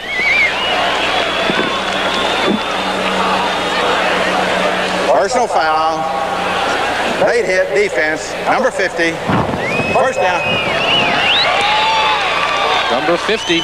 That's the linebacker, Ray Bentley. So Kevin Mack is still down, and while they work on him, why don't we take timeout? We'll be back with our score. LA 14, Michigan 10. Kevin Mack is off the field now. He is shaken up. Here's the play. Ray Bentley, number 50, is the man who comes up and gets the late hit. We can see it right here. Here comes Bentley. Just at the tail end of the play right there. You can see that Mack was already down. I think it's a good call, Tim. Well, Kevin Mack, he's caught 2 passes in this drive. He's run the ball 5 times, so he's been on every single play except Young's 1-yard run for the first down on this drive. First and 10. Pass across the middle, knocked down nicely by Ron Osborne, number 23.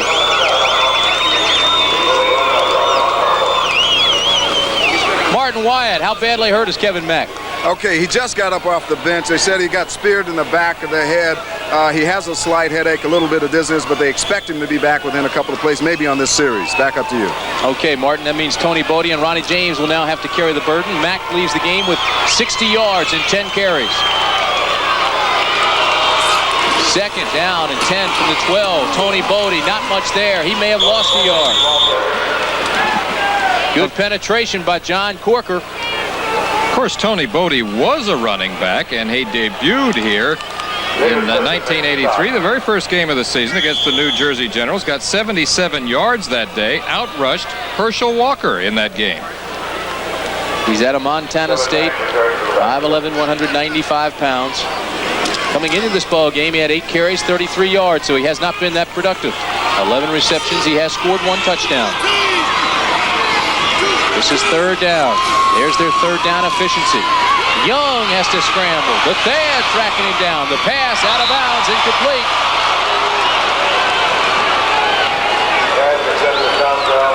It was intended for JoJo Townsell. But I'm telling you, Steve Young was under some heavy pressure. I said earlier in the telecast, Tim, that I thought that Steve Young was the most exciting scrambler that I have seen since Fran Tarkington burst on the scene in 1960 with a sensational effort that year against the Chicago Bears. Steve Young just has that unique ability to sense where pressure is, move out of that, and always be looking for a target downfield. 33-yard field goal attempt by Tony Zendejas. He has already hit a 46 and 27-yarder. This one is good as well. And the LA Express just keep right on flowing. Here's your score. Los Angeles 17, Michigan 10. 9 minutes, 9 seconds remaining in the 3rd quarter. Los Angeles holds on to a 7-point lead. Number 32 is Albert Bentley. He is deep for Michigan. 3 returns today, 100 yards. Bobby Futrell is back there with him, number 20. And that's Tony Zendejas, number 11, who just kicked the 33-yard field goal. This is a low liner, and it dies around the 10. Picked up by Bentley, gets a block, and carries the ball to the 32-yard line. And that's where the Michigan Panthers will have the ball when they set up offensively. Hey, Albert Bentley has looked good on returns today. He really has. Number 32 out of Miami. Well, you liked him when he was down there with the Hurricanes. Mentioned earlier, he played both with Kelly and Kozar. Bobby Hebert now has to get untracked. 3 interceptions in the first half for Hebert. You know, Bentley was a walk-on down there at Miami. That's right, he was. I'd forgotten that. Yeah. First down, Michigan from the 32. Walter Broughton in motion to give it to John Williams. John Williams runs into Howard Carson, but he drags Carson for 6 yards. Yeah, the story thus far has been Tony Zendejas, and right now he's with Martin Wyatt. 10 points this week, Tony. Last week you had bad luck. Just missed a 53-yarder, one hit the goalpost. Must be back in the swing. Well, yeah, it's good to make a few. You just got to keep on kicking them the same way. Sooner or later, they're going to go in. You haven't changed anything, huh? No, nothing, not at all. Okay, good luck to you. Back up to you guys. It's quite a family, the Zendejas family. Cousins, Tony's. He's got Joaquin's a cousin, plays for the Patriots. Max plays for Arizona, and Luis plays for Arizona State. And his brother Martin is a redshirt freshman at Nevada Reno. This is John Williams, big hole out across midfield. Looking for a block to the 40, stiff arm down to the 37-yard line. John Williams.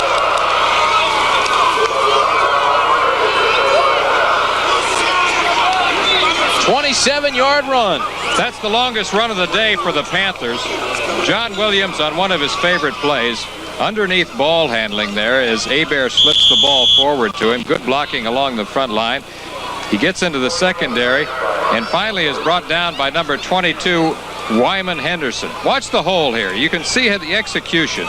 This is what the Panthers do best. It's not that they really have a lot of finesse. They just execute well. Good block by Ray Penny, number 74, and Jeff Wiska, number 72, opens it up. Williams now 88 yards, 15 carries, Hebert to throw. Double pumps, reloads, goes long. Incomplete. Intended for Derek Holloway, but the defensive coverage was sensational by Tyrone Justin.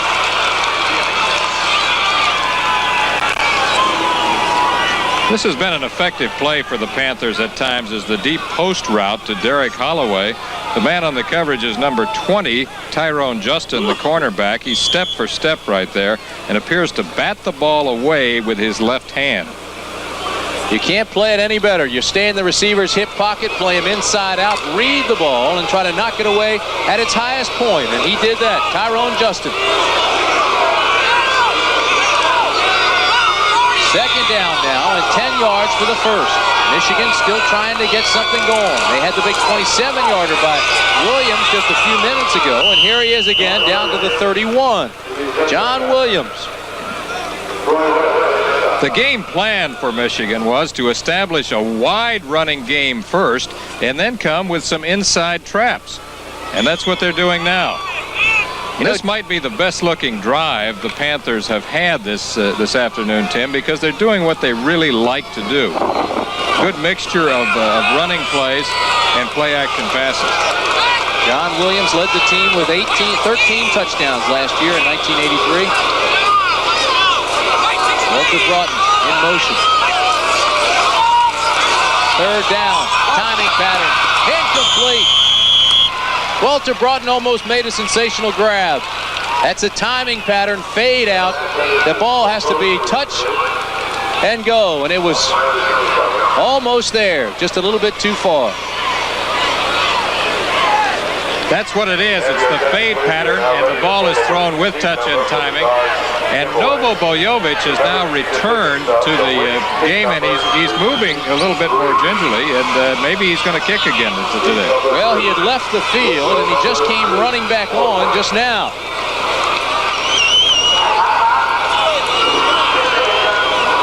So you can see him, looks like a new guy. Well, sometimes either he got an adjustment or perhaps some medication. Maybe sometimes with ligaments, for example, a shot of cortisone can be very effective in getting you back into the action. Well, we're going to see what the story is. Novo Bojovic back on the field. He will attempt his field goal. Very quickly. Let's go to New York. Jim Lampley has a report. We'll be back for the field goal after Lamps. Be trying it. Be trying it. Or is that for the Anderson? All right, we caught Jim Lampley by surprise in there. Lampley singing a voice, though, doesn't he? Singing a little song to us, yeah. Well, there's the story right now. We'll give you the update. New Orleans is beating Tampa Bay. Tampa's leading now, 24-17. Tampa Bay over New Orleans. But the story is Novo Bojovic, who is on to attempt this field goal. It'll be a 47-yarder.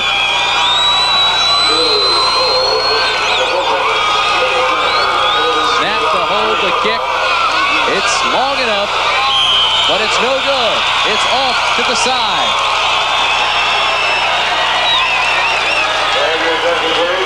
So, a valiant effort by Novo Bojovic, who obviously is still in pain as he lifts off. Misses the field goal, 17-10. Score remains the same. On this last field goal attempt, Tim, you can see after he finishes, he appears to be a little bit gimpy here. However, I think maybe if he had made that, he wouldn't have been as gimpy. You know, sometimes when you get excited and you succeed, the pain doesn't feel as bad. Steve Young, number 8, takes back the football and starts the offensive drive with a pitch back to Kevin Mack, who's now back into the ball game. Kevin Mack had left with an injury after a late hit. He's back in. This program is being brought to you as an exclusive presentation of ABC Sports. Now let's pause 5 seconds to allow our local stations to identify themselves. KNTV 11 San Jose, your ABC station. It'll be 2nd and 7 from the 34-yard line. Wayne Gunn and Tony Bodie, twin receivers, go to the top of your screen. They're loaded up right. JoJo Townsell in motion that direction. 3 receivers the right side, and the pass goes to JoJo Townsell. Townsell is hit immediately, but drags Kyle Borland, the linebacker, another 4 yards. Here's the ISO on Townsell. JoJo Townsell out of UCLA, who has been Steve Young's favorite receiver, takes a little sideline screen here, and what he does is he hesitates, waits for the screen to set up, but Kyle Borland does a good job of breaking through that wall and making the tackle in the open field. JoJo Townsell did a marvelous job of carrying the linebacker. Townsell is only 180 pounds. Borland 238 pounds, and he carried him at least 4 yards. Percy in motion, pitch back to Mack, cuts against the grain. First down, Los Angeles.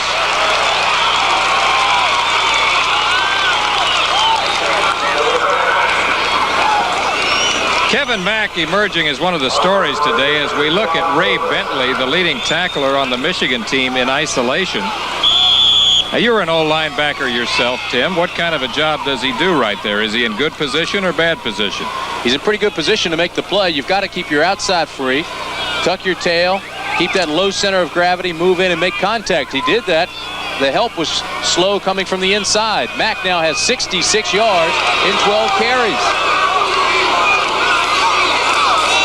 First down. Nothing fancy now. They're just tucking it away, letting Kevin Mack run the football. Well, we talked about this earlier. The Express seem to have found themselves a workhorse running back in this man, number 27, Kevin Mack, out of Clemson. And remember, they were the weakest running team in the league in 1983 and started out the same way in 1984. They have emerged as a stronger, much stronger running team in the last 6 weeks of play. What they still don't have, though, is that big, strong power back. All their backs are slight, frail, 180, 190 pounders.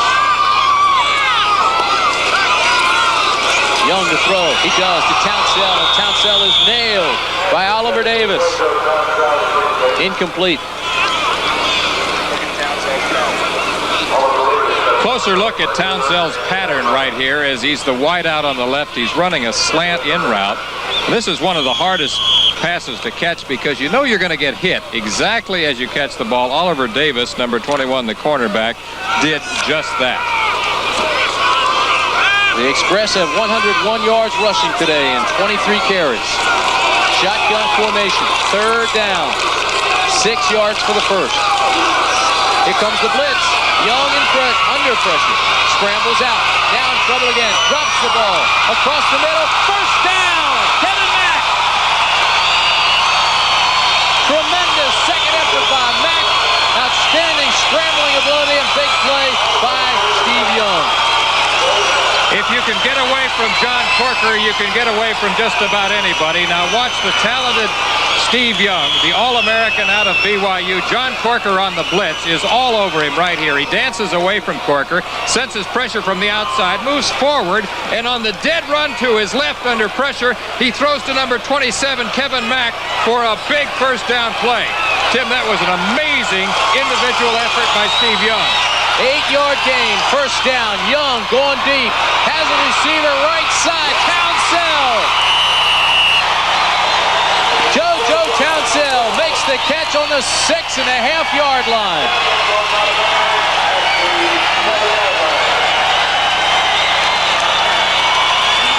The book on Steve Young is that he is not much of a deep threat. But like Ken Stabler, sometimes because of the fact that they tend to underrate his arm, he can get the ball deep enough. 39-yard pickup. 39 yards. He's throwing that fade route along the sidelines to JoJo Townsell. And the ball is thrown with that nice soft looping trajectory. And the ball hits him right in stride there. He had to slow down a step. But that's about a perfect pass. Townsell now against Michigan. In the last 2 games, these two clubs have played 15 catches, 242 yards. Steve Young again. Touchdown Michigan to JoJo Townsell.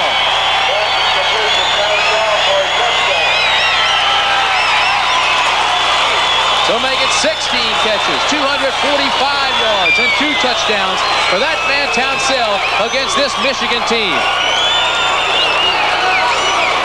5-step drop. Steve Young looks to his left first, turns back to his right. That ball couldn't have been thrown any better. It's the sideline cut by Townsell. The coverage was by Chapman. In isolation, watch his footwork. Little move to the inside, back to the outside, loses a yard. The ball is thrown perfectly. Extra point attempt by Tony Zendejas is good. So with 2 minutes and 20 seconds remaining in the third quarter, the LA Express have taken a commanding 24-10 lead over the struggling Panthers. Steve Young, Kevin Mack, JoJo Townsell came up with big plays. And now Los Angeles has a 24-10 lead. That's Tony Zendejas who will kick off. The deep men for Michigan, Albert Bentley and Bobby Futrell.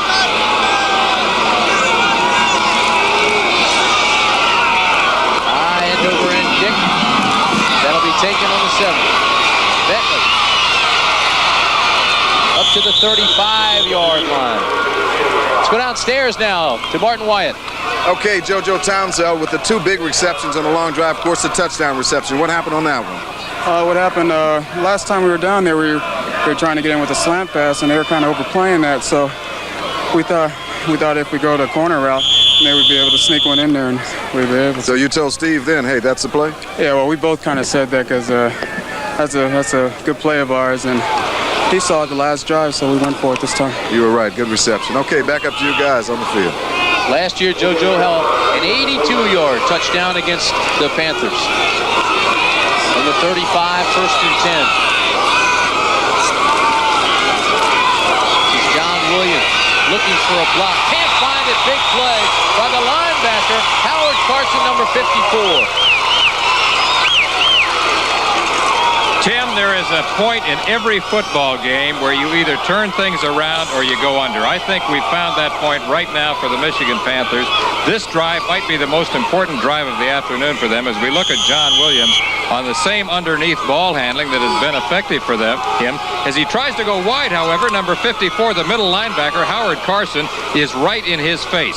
They have to get something going right now. I'm going to take that comment a step farther. I think it's more than just the biggest drive of the afternoon. I think it's the biggest drive of the season for Michigan. Bobby Hebert has time and receiver. It's Derek Holloway. And Holloway runs out of bounds on the 41-yard line in Los Angeles territory. They had Aaron Mitchell beaten. I wonder if Bobby Hebert heard us. Good 6-step drop here. He's looking for Derek Holloway on a short corner pattern. He gets in behind the coverage right there. It's a zone look that time. And the coverage there with Henderson and Mitchell. 24 yards on the reception. Here he is in isolation. You see, he just gets in behind the cornerback and in front of the safety man. I'm talking about Henderson and Mitchell. Lacey and Williams, the split backs. And the give is to Williams. Sidesteps the linebacker, but Danny Rich has enough to trip him up. By Danny Rich. John Williams in isolation here. We've talked about his leg drive and how he is the big play man for the team. Danny Rich out of Weber State, the leading tackler on the Express team in 1983, has been a consistent player for them again in 1984. Well, the Michigan Panthers have so much talent, and they've suffered through so much adversity with the injuries. They're faced with a dilemma. Houston winning big in the Central Division. Michigan has to win to keep pace. This is a completed pass to Walter Broughton across the middle. Working on number 33, Dwight Drain. Pass is complete to Brooks. Walter Broughton, who has been effective at times filling in for Anthony Carter, starts in motion to his right, comes up the seam. Now watch what he does here, Tim. Makes a little move outside, cuts underneath, and then loses a yard and catches the ball in front of safety man Dwight Drain, number 33. Well, you may have heard the gun. That's the end of the third quarter. The United States Football League, Panthers and Express will continue after this message and a word from our local stations. The Michigan Panthers with a pretty good drive, and they need it badly. To the 32-yard line. It's 3rd and 1. Their third down conversion ratio, 44% of the time. They can convert. This is Williams, and this is one of the times he doesn't convert. He came up shy. Good fill by the linebacker Howard Carson, who I think Lee Gross Cup is playing a spectacular football game. I think if we had to name an MVP for defense, it would certainly be number 54, Howard Carson. He has been right in the thick of everything all afternoon. Let's watch Howard Carson in isolation right here. You see him, and maybe you'd like to comment on this, Tim, because you were a former linebacker yourself, but he appears to me to be an absolutely perfect position and does all of the things fundamentally that a linebacker should do. Well, the first thing he did, he took no false steps. He took on the blocker, defeated him, skated off the blocker, came up, and made contact. You could be even more than a former linebacker. You could be a coach with language like that. Well, unfortunately, he wasn't there soon enough because they did say he got the first down. So it looked to be a little bit shy. Came up just a little bit past the mark that he needed, and he had the first down. Saying that Howard Carson gave us a clinic.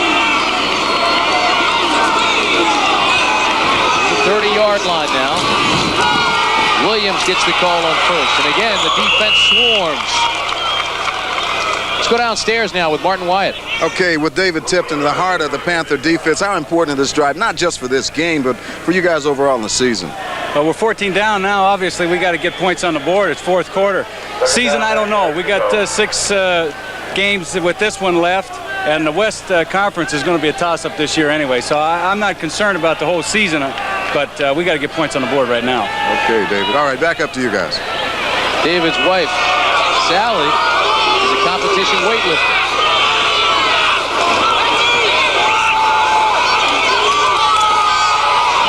Hebert, second down and long, drills it into the ground and bounces it over to Walter Broughton. Well, I tell you, I wouldn't want to be in a family scuffle when Tipton and his wife go at it. I was thinking the same thing. We look at the third quarter numbers, and look how close it's gotten now in terms of the time of possession. That's something we talked about. The key still to the game is the fact that Michigan has turned the ball over 3 times, and LA has capitalized on those mistakes. But in every other category, Tim, it's very, very close. Look how close this game is, statistically. Third down and long. They need 9 yards for the first, and Hebert drops it out, and it's dropped. It was intended for Cleo Miller. And Cleo Miller just dropped the football. Low angle look at running back Cleo Miller here as he swings out of the backfield. Bobby Hebert is dumping the ball off to him, and that's certainly catchable. And that's about 4 or 5 dropped passes today for Bobby Hebert. One of the things that we spotlighted at the top of the show, we detailed for you all of the problems that the Panthers have been having here during the 1984 season. And they're going for it on fourth down, 9 yards. Hebert, big play, under pressure, and he's dropped. Sack, Hebert. 75 towards the Chica, came through cleanly and made the big play on 4th and 9. It's an impressive young ball club. They have talent galore, and one of them, of course, is number 75, Georgia Chica, one of 2 bookend tackles out of USC.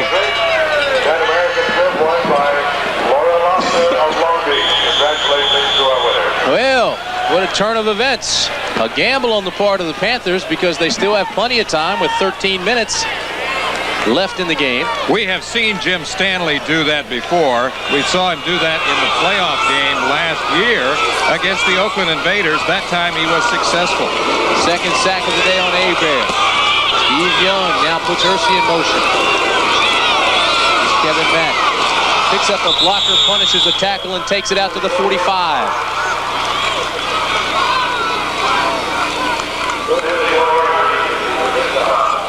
Well, you made a point earlier. You said they don't have that big bruising running back, but I guess Kevin Mack is maybe the closest thing they have to that right now. The other guys are kind of more of the scat back variety. I'm talking about Gray and Nelson, but Mack is a pretty good horse. He looks bigger than 200 pounds. He does. He's got 76 yards today on 14 carries. JoJo Townsell comes to the bottom of the screen. Hersey in motion. Tight end is long. The give is to Mack. And this time Mack runs into a whole lot of angry Panthers. John Corker throws him down. And that draws some boos from the crowd. Say what you will, but that John Corker is a feisty, aggressive, talented linebacker. 28.5 sacks in 1983 as he became the USFL Defensive Player of the Year. This will be third down. They need 4 for the first from the 45-yard line. Remember, Steve Young can run himself in situations like this if he doesn't find a receiver open. Brady Scott to the bottom of the screen. JoJo Townsell to the top. The lone setback is Kevin Mack. Young. He's going for Scott. Scott has the first down at the 44-yard line. Well, it was Achika who made the sack on fourth down. Right now, Martin Wyatt is with Achika. Okay, we're down here. They're giving George a lot of congratulations. Big sack. I mean, you must have just laid your ears back and say, hey, I know this is it. Well, you know, the offensive lineman's been getting their stance away, so we just keyed on the line. I knew it was passing. I just got my pass rush stance. And plus, my DBs are doing a good job where he's not getting the time that he should have. So we're doing a good job, defensive line and DB-wise. You're going to get a game ball. Okay, back up to you guys. George had 2 sacks with Messina last week. Really been hot lately, applying a lot of the pressure. Long count by Young, reads the defense, sees the blitz, calls an audible, backside pressure, ducks, gets out, throws it complete, this is Long, cuts back at the 20, 15, down to the 10-yard line, Darren Long, and there is a flag. And where the flag is dropped up near midfield, that usually means holding. But another big play by Steve Young. Dwayne Gunn appears to be injured. He was the wide receiver on the play. Another great individual effort here by Steve Young. Watch him scramble. Now he senses pressure coming right here from the outside. He ducks under John Banaszak, number 76, moves out to his right, and as a left-hander throwing on the dead run to his right, he finds his tight end, number 89, Darren Long. Darren Long, the most prolific tight end receiver in NCAA history. And remember, too, Tim, they also have Gordon Hudson waiting in the wings, assuming that Hudson returns healthy in 1985. I hate to do this to a producer, but if we can roll that back, I want to show you the block by Kevin Mack on David Tipton. Oh. That is the first penalty of the day for the Express. Holding, offense, decline, offensive pass interference, offense, 10 yards, loss of down, second down. David Tipton, number 65 for Michigan, is 260 pounds. Watch 27 right here in the middle of your screen. Look at that block on Tipton. That is a great block right there on Tipton. Now watch again as Steve Young scrambles away from Banaszak, moves out and finds Darren Long, his tight end. Long, of course, is out of Cal State Long Beach. Tipton was shaken up, and Kevin Mack is only 200 pounds. Second down, 20 yards for the first. Long count, shotgun formation by Young. Backside pressure, Young has to scramble.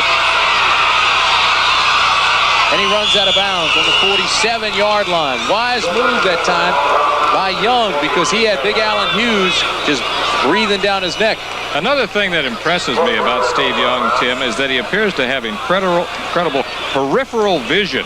He seems to have a wonderful sense of the field and always knows where that pressure is coming from, even when it's on his backside. I think he has radar.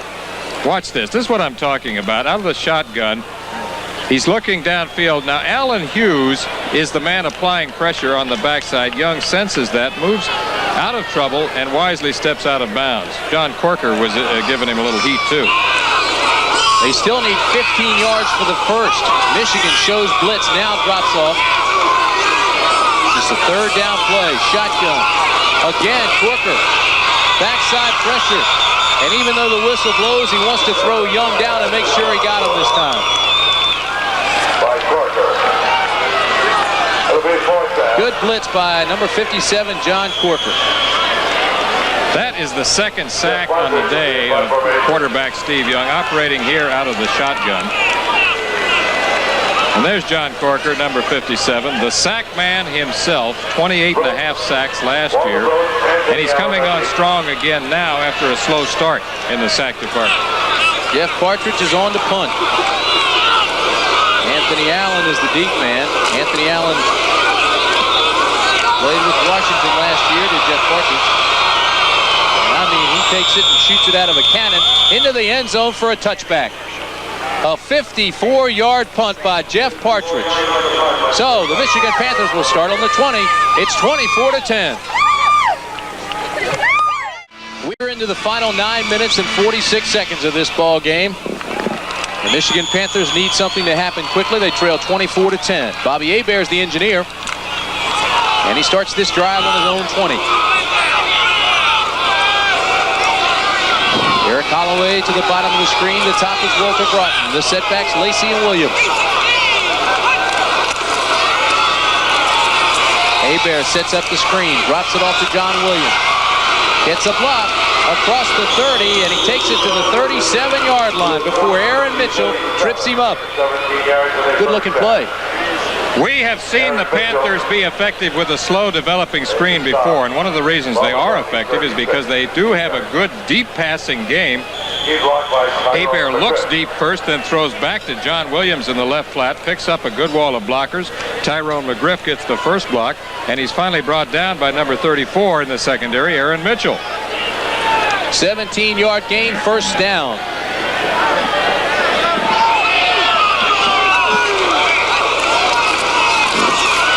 Hebert under pressure, sacked again. This time it's Lee Williams, who came through and put Hebert down for the third time today. Lee Williams, the designated sack man and considered the best pass rusher on the team, is one of two talented rookies out of Bethune-Cookman, and he is right there in Hebert's face. An eye-opening statistic is that Bobby Hebert has been sacked 30 times this year.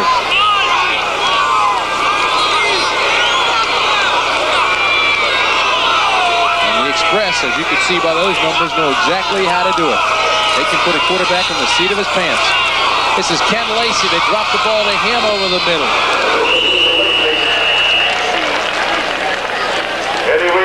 Lacey gets up just past the original line of scrimmage.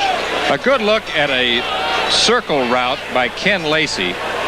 See, he watches the linebacker, then cuts back underneath. Hebert hits him right on the numbers. He picks up a block there, and look who comes back to jump on him right there is number 61, Eddie Meat Cleaver Weaver. There's a guy who's been busy today. Third down and 9. The ball at the 37. Time now, the enemy of the Panthers. 7:50 left in this game. Hebert going deep, intended for Walton Broughton. He drops it. Well, Broughton may have had a step with Tyrone Justin. The ball was there, but Broughton dropped it. Everything that we detailed for you in our pregame show has been in evidence today. Dropped passes, sacks, turnovers, the problems that the Panthers have been having. That ball could not have been thrown any better. It was thrown to the outside with a soft looping trajectory. Here is Hebert's reaction. Look at this. Talk about frustration. I don't blame him. I don't either. He's had 5 passes dropped today. He's 14 for 31. This is Michigan's first punt of the day, and it's a poor one. It's partially blocked. John Mack, who is the punter, substituting for the injured David Greenwood, didn't get it at all, and I don't know how it was blocked. It wasn't blocked. It appeared that it was partially blocked. Either that or he just shanked it. He shanked it. That's a 16-yard punt. I don't think anybody was near him. Well, he just missed it. John Mack. It's only his second punt with the Panthers, and it wasn't a very good one. Okay, Bobby Hebert, it looks like that everything's happening here. Drop pass probably just characterized your whole day. We just been making too many mistakes to come out on top. Offensively, we came out well the first half, but we've been a little shaky. Defense has played well at times, but we haven't put it all together today. Okay, you're the quarterback, the heart and the soul of the team. How's this team going to hold together? How are you going to get them together? Well, we just have to hang in there. We still got 5 games left, 6 games left. We're still not out here. If we can get a big play, we still can come back. We just need a big play right now. Okay, good luck to you. All right, back up to you guys, and thank you. Bobby Hebert from Cutoff, Louisiana, class individual. He could have said they're dropping my passes. He could have thrown blame. He didn't point any fingers. 7 minutes, 36 seconds remaining in the ball game here. That's Tony Bodie. Trouble is, Bobby says they need a big play. That may have been the big play. The play that Walter Broughton just dropped. The pass that he just dropped. That ball was thrown perfectly. It could have been a touchdown. Good defense that time by the Panthers. A lot of pursuit. Everybody's still running to the football, trying to get around the ball carrier. I can tell you as a former quarterback that there is nothing more frustrating than to throw a perfect bomb, throw that nice soft looping trajectory and see your man beating the defender and then have him drop the ball. That's Steve Young. Kevin Mack. He picks up one. Well, the defense is still getting after some folks. And if you look at the clock with 6:35 remaining, there's still time. But the door is rapidly closing. Beautiful day in Los Angeles today. Low 80s, light breeze, clear skies. You can even see the mountains in the distance. I think because of that, consequently, a lot of the people went to the beach. We've got 10,193 here in the cavernous LA Coliseum. Matter of fact, in 6 minutes, I'll be heading to Malibu. Lee Gross Cup. I don't blame you. Malibu Express. Third down, 9 yards. This is Young, throws across the middle. And Freddie Scott can't hold on.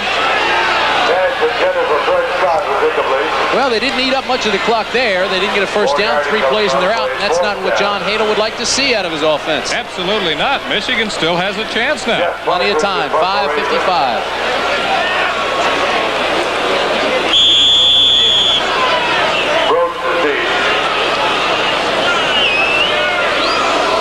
This is Jeff Partridge. He's been busy here the last couple of minutes. He'll be kicking to Walter Broughton.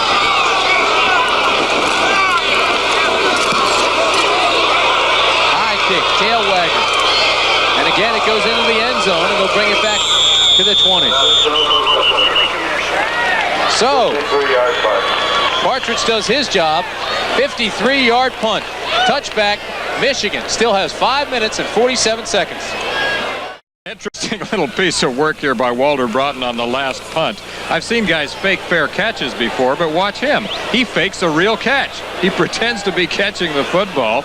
I don't know if he throws anybody off or not, but it's kind of cute. 5 minutes and 45 seconds remaining in the final stanza from the LA Coliseum. The Express lead at 24-10. Panthers have the ball first down at the 20. LA in a zone, backside pressure. This is a little drop pass to John Williams, and he just drops the football. So that's 6 drop passes on the day for Bobby Hebert. He's now 14 of 32. Well, that's not really a drop pass, though. It's a completion. He drops the ball for a 5-yard loss. You're right. So it's a completion with a fumble.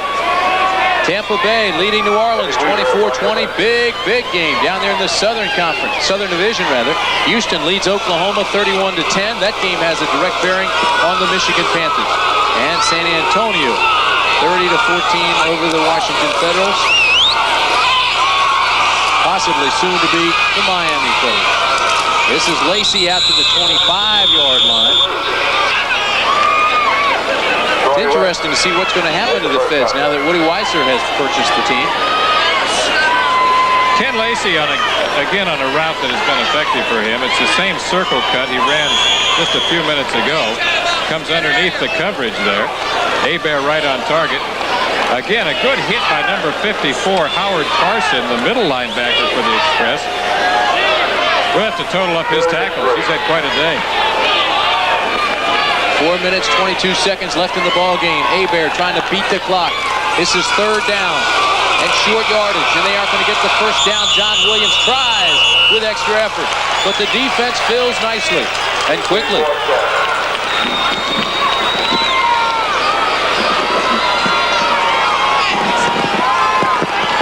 the offense wasn't able to generate anything. And so again, Michigan will have to give it up. So bring on John Mack, the man who shanked the last punt. An 18-yard squibber.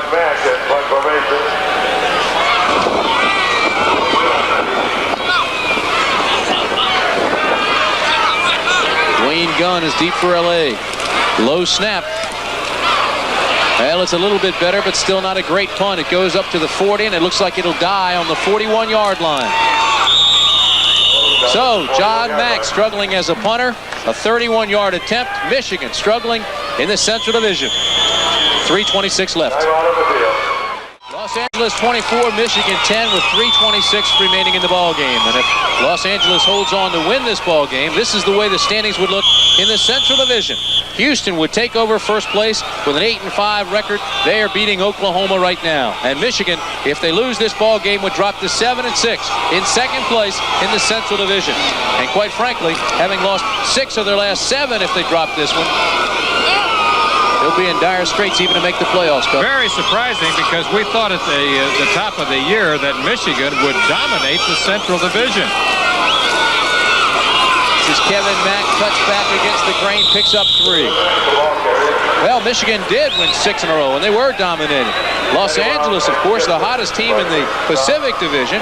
They win here today. That means they've won 2 of their last 3 of their last 4 rather. They move up to 6 and 7 in a tie with Arizona in second place. Arizona beat Denver last night 41-6. Los Angeles and Arizona, though, play each other twice. That's going to be really some kind of shootout. Home and away. So Denver now in a tailspin and a definite self-destruction type pattern. They're opening the door for Arizona and Los Angeles. Don't not be surprised to see Los Angeles come in and take that division.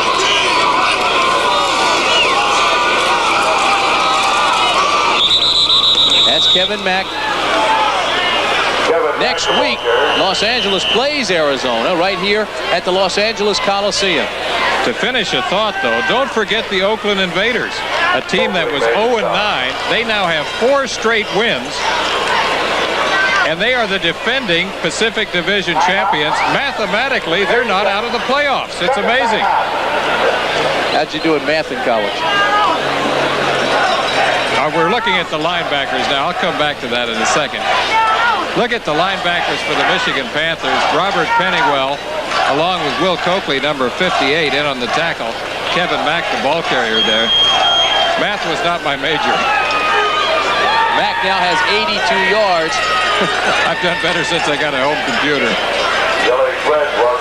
Well, things aren't so jovial for that guy right there. Jim Stanley, quality coach, took this team last year from a 1-4 start to win 11 of its final 13 games and take the first ever United States Football League championship.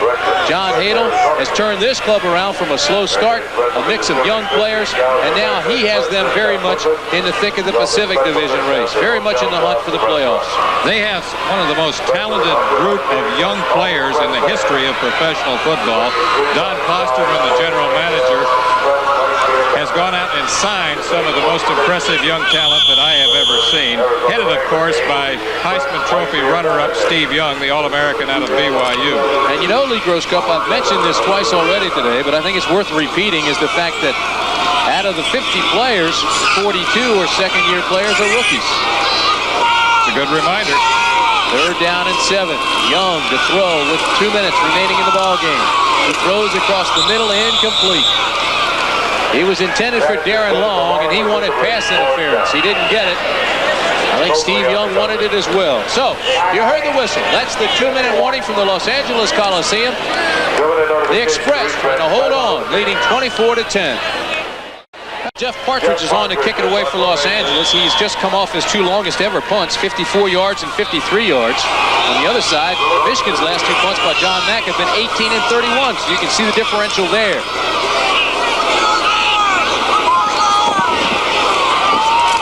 Good snap, a lot of pressure. He just tries to get this one away. There is a flag, and a ball rolls down inside the 20 to the 18-yard line. Now we've got to see what the flag is. But a good job by Partridge under a lot of pressure just to get that ball out of there. Jeff Partridge has been in a bit of a slump this season. Let's listen to the call. This may be one of the reasons. He's under a lot of pressure here as he tries to get the ball away. Look at that. Guys all around him. Mike Williams, number 80, is there. 38 yards total. Well, he'll get another shot at it, too. Remember that Partridge, along with... Opening, offense, number 47, fourth down. It's hard to say that Partridge, along with Stan Talley of the Oakland Invaders, were the two premier kickers in the league last season. So he's been off this year. Oh, they load up again. They've got 10 men on the line of scrimmage. Michigan's coming full house. They want to block it. They need that play with 1 minute and 48 seconds left. Good snap again. A lot of pressure. Partridge gets this one out, and he puts it way high. Anthony Allen takes all the way back to the 16-yard line. Gives a stutter step. Kevin Turner gets there first. Everybody else follows him, and he's down. A 49-yard punt. Steve Young is with Martin Wyatt. Okay, Steve, a big game for you guys, a young, maturing team to win this game like that. You must feel good about it. Oh, yeah, we really came in. We had 5 starters out, and I'm telling you, some of those guys really rose to the occasion. Kevin Mack, you know, he hasn't played very much. And, you know, isn't that something to see somebody come in like that and play well? I'm really proud of our guys. You got to feel good. The way you're maturing, I can see it on the field. That you're the leader of the team, and the guys respect you a lot. Well, that was a big thing. You know, coming in the middle of the season, that's not easy to do. I thank you for the compliment. I just got to keep working at that. That's my biggest responsibility right now. Well, I can see it happen. Okay, back up to you guys. Thanks, Martin. Thanks, Steve. Derek Holloway is down on the field. He was injured on that last play. Now, I told you that Michigan put 10 men on the line. They brought in all their speedsters, their burners, the guys that could get in there quickly. Holloway was one, and he got nicked up.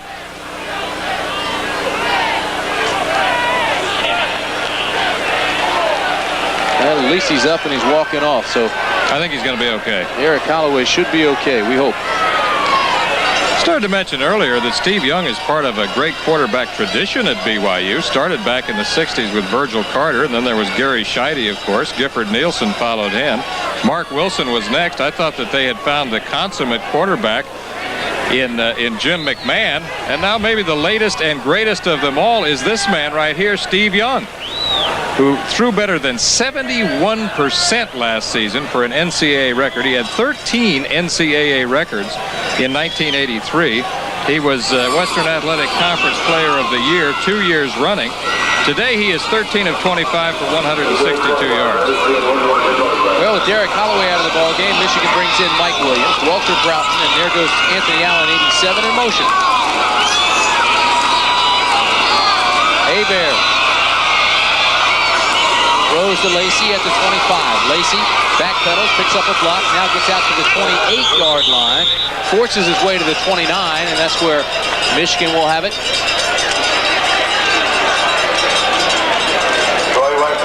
We've talked all day about middle linebacker Howard Carson, number 54. Watch how he patrols the field. This guy plays wall-to-wall linebacker. Look how much ground he covered on that play. Anthony Allen makes the catch up near midfield.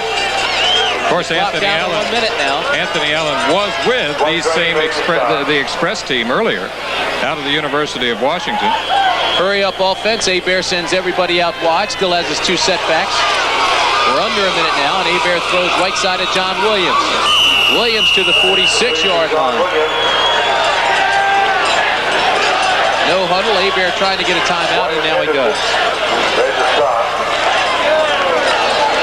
Well, we talked about the problems Michigan had experienced in our pregame show with Anthony Carter being hurt, the contract disputes, David Greenwood going down, Tyrone McGriff being hurt off and on, Chris Godfrey going to the Giants, and Ken Lacey going to the Chiefs. All of that obviously had added up and taken away from the performance of the Michigan Panthers. Now they have to regroup, try to pull it all together. We've got 47 seconds left here today.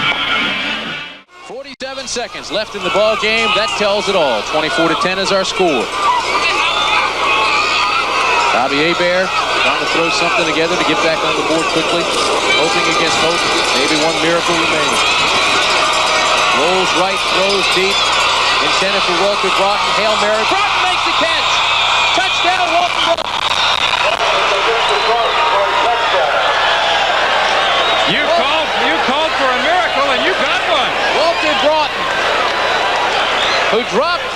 what looked to be a touchdown pass 2 series ago makes that grab for a 46-yard score.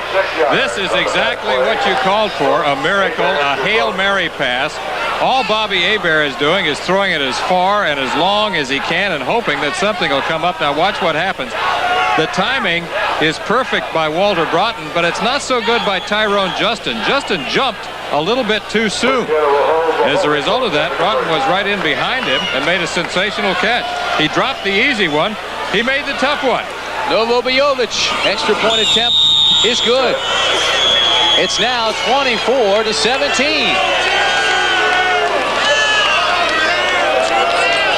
Novo limping off again, holding his right hip. Obviously, there's some pain that seems to be emanating from the region of his right hip.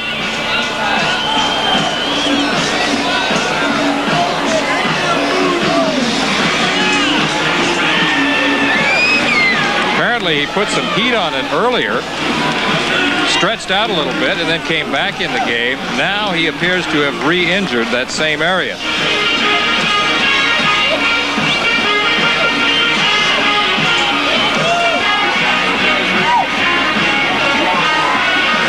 Well, we saw Bobby Hebert's reaction after Walter Broughton had dropped the long pass for what looked to be a touchdown.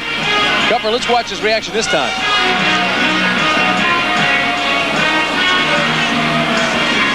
Here it is right here. Bobby Hebert, you saw him earlier when Broughton dropped the pass.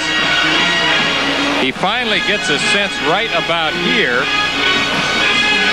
Well, he's pretty casual about it. I wonder if he's saying it's about time. Yeah, he kind of had that look, didn't he? Well, we've got 36 seconds left.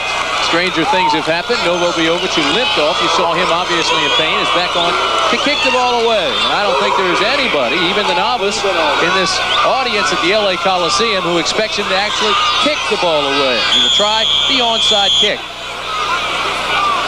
They're in that formation. Everybody overloaded on the right. And they got it! They got it! Clarence Chapman almost broke loose for the touchdown. And Novo Bojovic is now really in pain. He's up at the 35 on his knees. Chapman recovered the outside kick. Bojovic is down in pain, but a big, big play for the Panthers. He kicked that ball perfectly. He kicked the onside kick exactly the way you like to see it. Did it go 10 yards? There's a discussion now near midfield.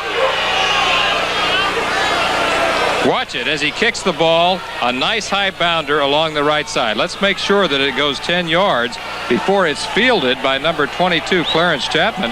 It appears that it indeed has crossed the 10-yard mark. Yeah.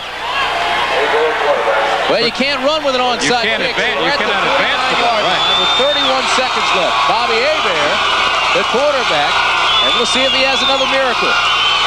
Left in his hip pocket. Rolls right. Throws deep. Again, it's Walter Broughton. Incomplete.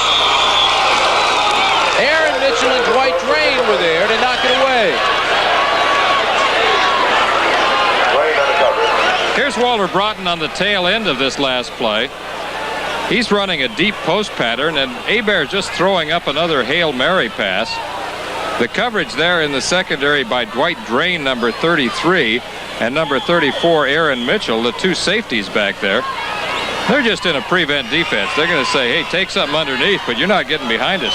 Broughton has made 5 catches for 110 yards.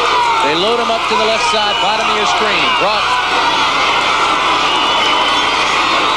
Hebert now steps up in the pocket. Throws it to Broughton, who's got it down at the 28-yard line. The clock down to 13 seconds.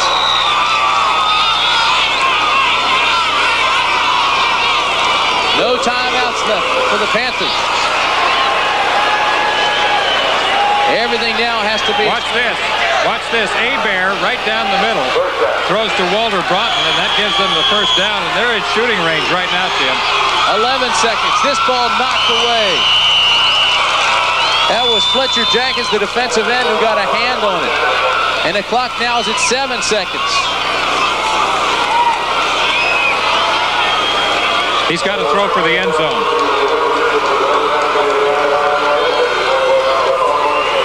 Well, he's got one play, possibly two remaining.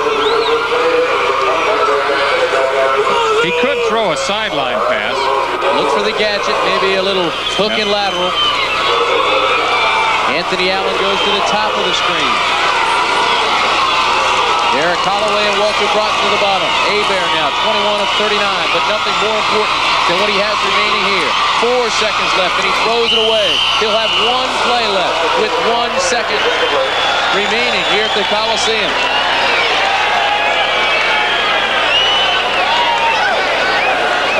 Hebert straight drop, looks to his left, scans the field, and now throws back to his right. He's under a lot of pressure there by Lee Williams, number 73, that talented rookie out of Bethune-Cookman.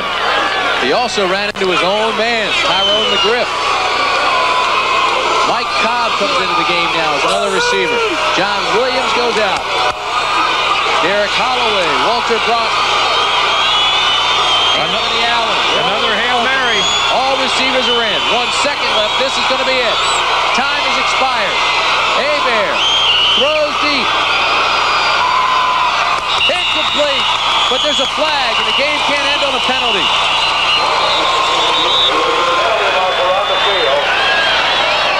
Depending on who it's against. The ineligible receiver down. Well, it's against Michigan. The game's over. So that's it. You heard the gun. The ball game is over. And the Panthers drop another one. LA holds on to win, but what a finish, Lee Gross Cup. Great finish. We had a super ball game today, Tim. We thought it would be this kind of a game, and it was. And it was great to see Steve Young for the first time this year. It's the first time we've had a chance to cover him. There he is. The All-American out of BYU, played for Lavelle Edwards there, the latest and perhaps greatest in a tremendous tradition of BYU quarterbacks. And the Express are on the move. Well, the Express have won 3 of their last 4. They're now solidly in second place. They've got a shot at it all. The final score, LA 24, Michigan 17. So, for Lee Gross Cup, this is Tim Brandt saying we'll be right back after this message. Well, Los Angeles wins it 24-17. Once again, travel arrangements made through and a promotional fee paid by United Airlines. United flies more people to Hawaii than any other airline. Nobody knows Hawaii like United. This has been a presentation of ABC Sports, recognized around the world as the leader in sports television. This year, the Olympic tradition continues. So, Los Angeles gets its miracle. It came down to this, Tim. It was the last play of the ball game. Bobby Hebert putting up another Hail Mary pass. And we thought it would be a game like this where it might come down to the last play. Now, this is actually the one that is caught by Walter Broughton. This is not the last play, but it's the last touchdown play of the game. Walter Broughton redeeming himself for a pass he dropped earlier in the day that would have been a touchdown. So, Steve Young ends up 13 of 25, 162 yards and 2 touchdowns. And Los Angeles wins again. For Lee Gross Cup, Tim Brandt saying so long.